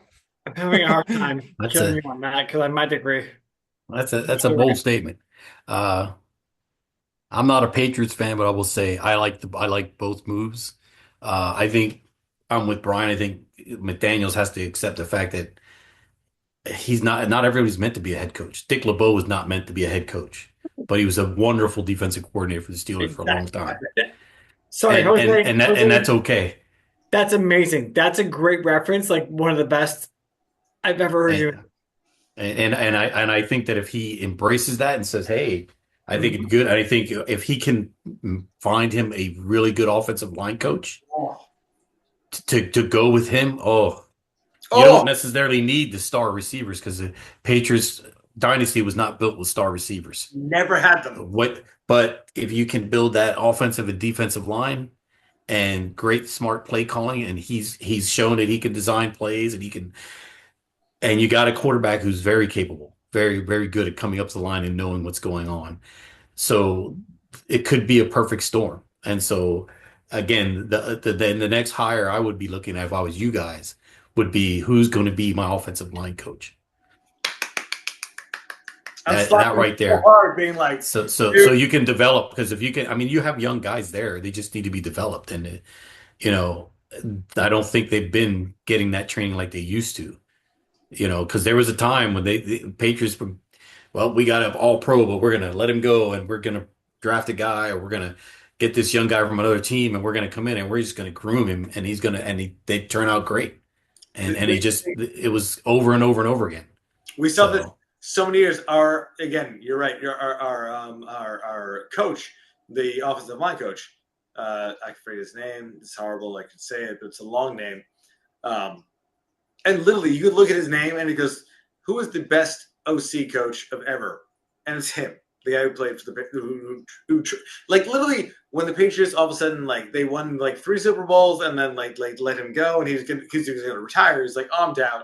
Okay, and all of a sudden like the owner reached back out to him and was like, "Please help us!" Like, "Oh my God, please help us!"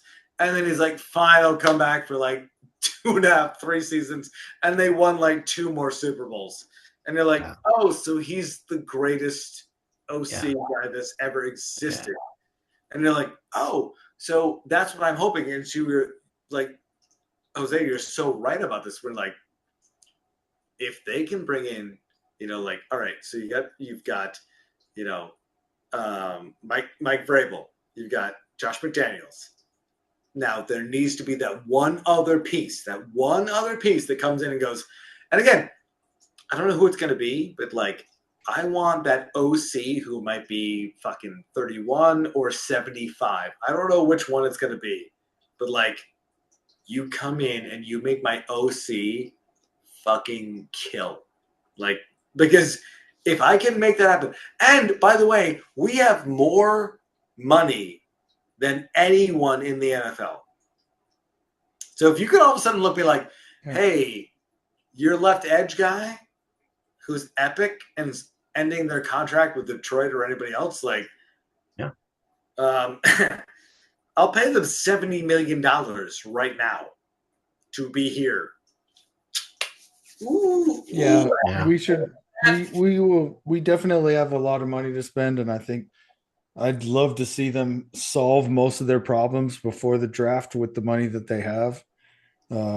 Definitely focusing on the offensive line, potentially a defensive line. If I'm not particularly worried about a wide receiver, honestly, I think if we try and get one in free agency, we're going to overpay. But if we we can get somebody, I don't like to say we're being frugal, but like get somebody economically that works.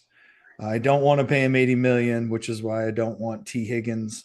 His price tag is a little too high for me. He hasn't even been a number one on the current team that he's been on. Well, And Jamar Chase at the his Yeah. production should be better considering who he has on the other side of the field or who he has protecting him, meaning he's always going to be single covered, not double covered. So I'd love to see them spend that money. I hope that Josh McDaniels is the right choice. I think we're always, as fans, not necessarily in the building, understanding the front office. We do always want to see like the next whiz bang like offensive coordinator because the league is an offensive league now. So we want to see not really necessarily the flash in the pan, but in all honesty, if they hired somebody that was not previously an offensive coordinator, but kind of technically dubbed them the next whiz bang offensive coordinator, like we'd kind of trust in that and believe in that, to be honest with you.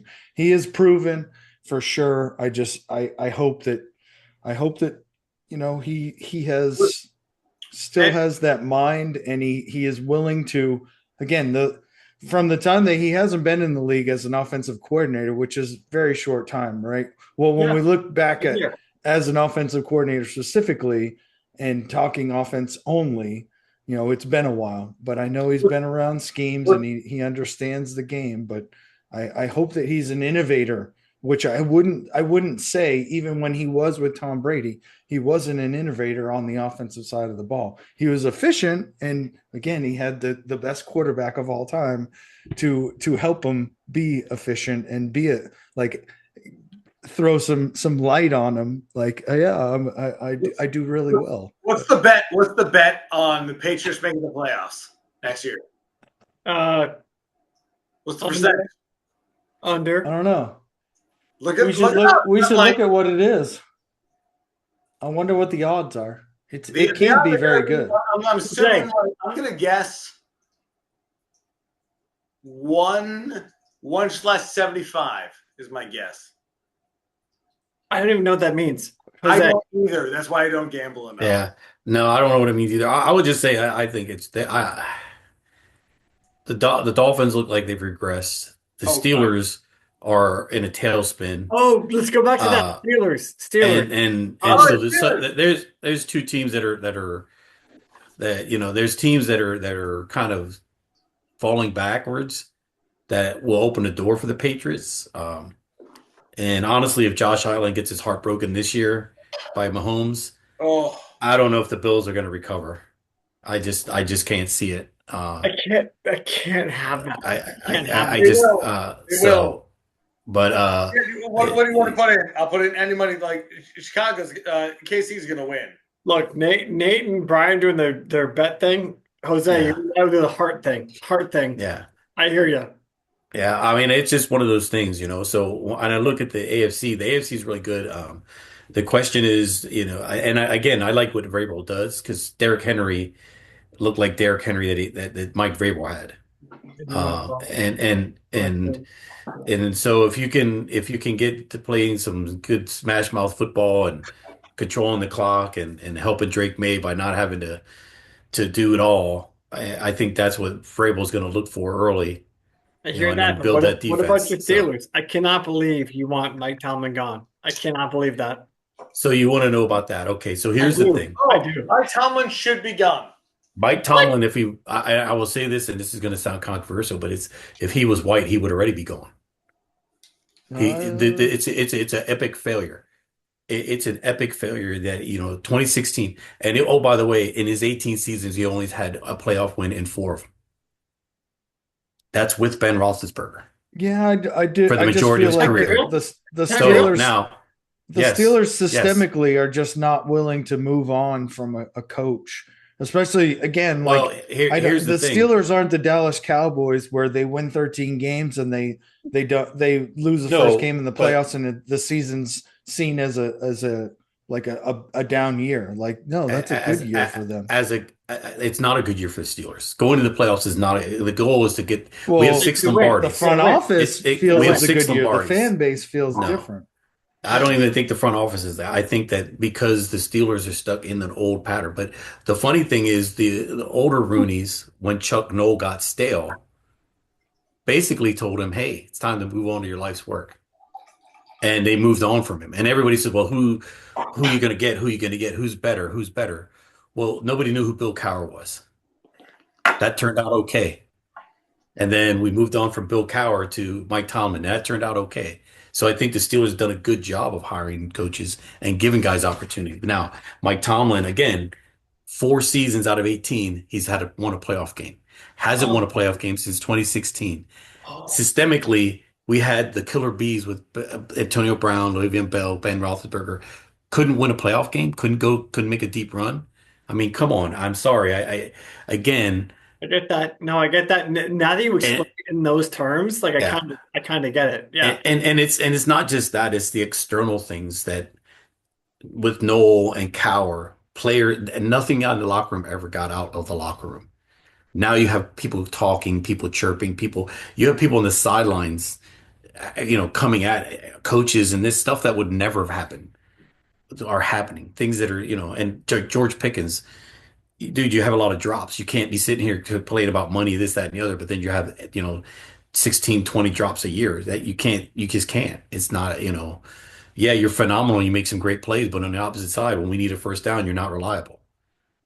So again, I sit down. I thought that we should have played Justin Fields more. I thought he was the long-term future. Let's see what he's got going on. But we put him aside. And probably a business side because it would have cost us a higher pick. But at the end of the day, when we got to the end of the season and we knew he's not going to play 50% of snaps, it's time to bring him back in and let him play. And let's see what we got because Russell Wilson ain't it. He wasn't in it at the beginning. He throws a great deep ball. It's pretty. It's good for Sports It's Center. so pretty. It's so pretty. It's good for Sports Center, but it's not good to get that ring. It was he's a Super Bowl winning quarterback. No, he was the beneficiary of the Legion of Boom and Marshawn Best Lynch. defenses, yeah. And So- when the Legion of Boom and Marshawn Lynch moved on, what happened to Russell Wilson? He became mediocre. And again, he had an elite defense this year. He didn't have to put up 35 points. He He just didn't needed to put up 20. He needed to put up 21. Last 5 games of the year, what did he look like? He looked like everything Sean Payton said. He's a Yep. one-look guy. I'm going to stare this guy down. If he's not there, I'm either going to force it or I'm going to run around. And he caused a lot of the sacks because he would hold on to the ball. There was times where he could have thrown the ball away. He didn't. That's what smart quarterbacks do. They throw the ball away and keep it second and third or second or third and four. And he wasn't doing that. He was taking sacks. So again, that's a Mike Tomlin thing. Mike Tomlin's coaching tree looks like the Festivus pole. I mean, I would have I'm said sorry. a stripper pole. I would have Well, said a stripper pole. Like we both know what those look like. Well, but it can't be a stripper pole because that's at least has some entertainment on it. Hey, gentlemen, Oh, So- okay. I know we had a whole So- thing, but I have to sign off. Not because Okay. I drank too much, but it's just time. As Yeah. I have to coach at 9:15 a.m. All righty, brother. Well, hey, you take care. Hey, But I hope I answered your question on Tomlin. oh, you sure did. You sure did. That's So- what I wanted. That's the reason I brought it up. I wanted to hear that. Yeah. Nate, So- Wow. I see you shaking your head in judgment. What are you thinking? No, you're good. Oh, we're good. We're good. I saw this though. I I saw do this. one question for you though. I'll ask Jose. Jose, why did the Scarecrow win an award? Jesus Christ, this shit. I don't know why. Because he was outstanding in his field. I got one for you, Nate. Stupid. Hey, what did the Buffalo say when he dropped his son off to school? I don't know. Bye, son. Bison. Ah. I like it. Fuck there off, you guys. go. Right. Yeah, This is seriously. the- Hey, this is good night, the- plug up. This is the worst joke I could end this situation with. Oh, God damn it, Brian. It's definitely a level of racist. Jose, how do white people know how to say your name? I don't know. Yeah, because they have no idea. Like that's just the answer. It's That's even- it. That's it.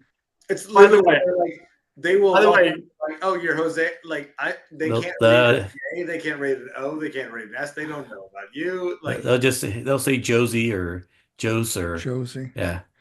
yeah, that's insanity. It's Rico Suave. It's Rico Suave. That's how you say it. Hey, why don't you end the recording so we can debrief real quick? Also, Yeah. All right. like, Well, thanks for joining us. Appreciate it. You guys coming on. Smash the like button. Definitely like and follow. We'll talk to y'all next time. all right.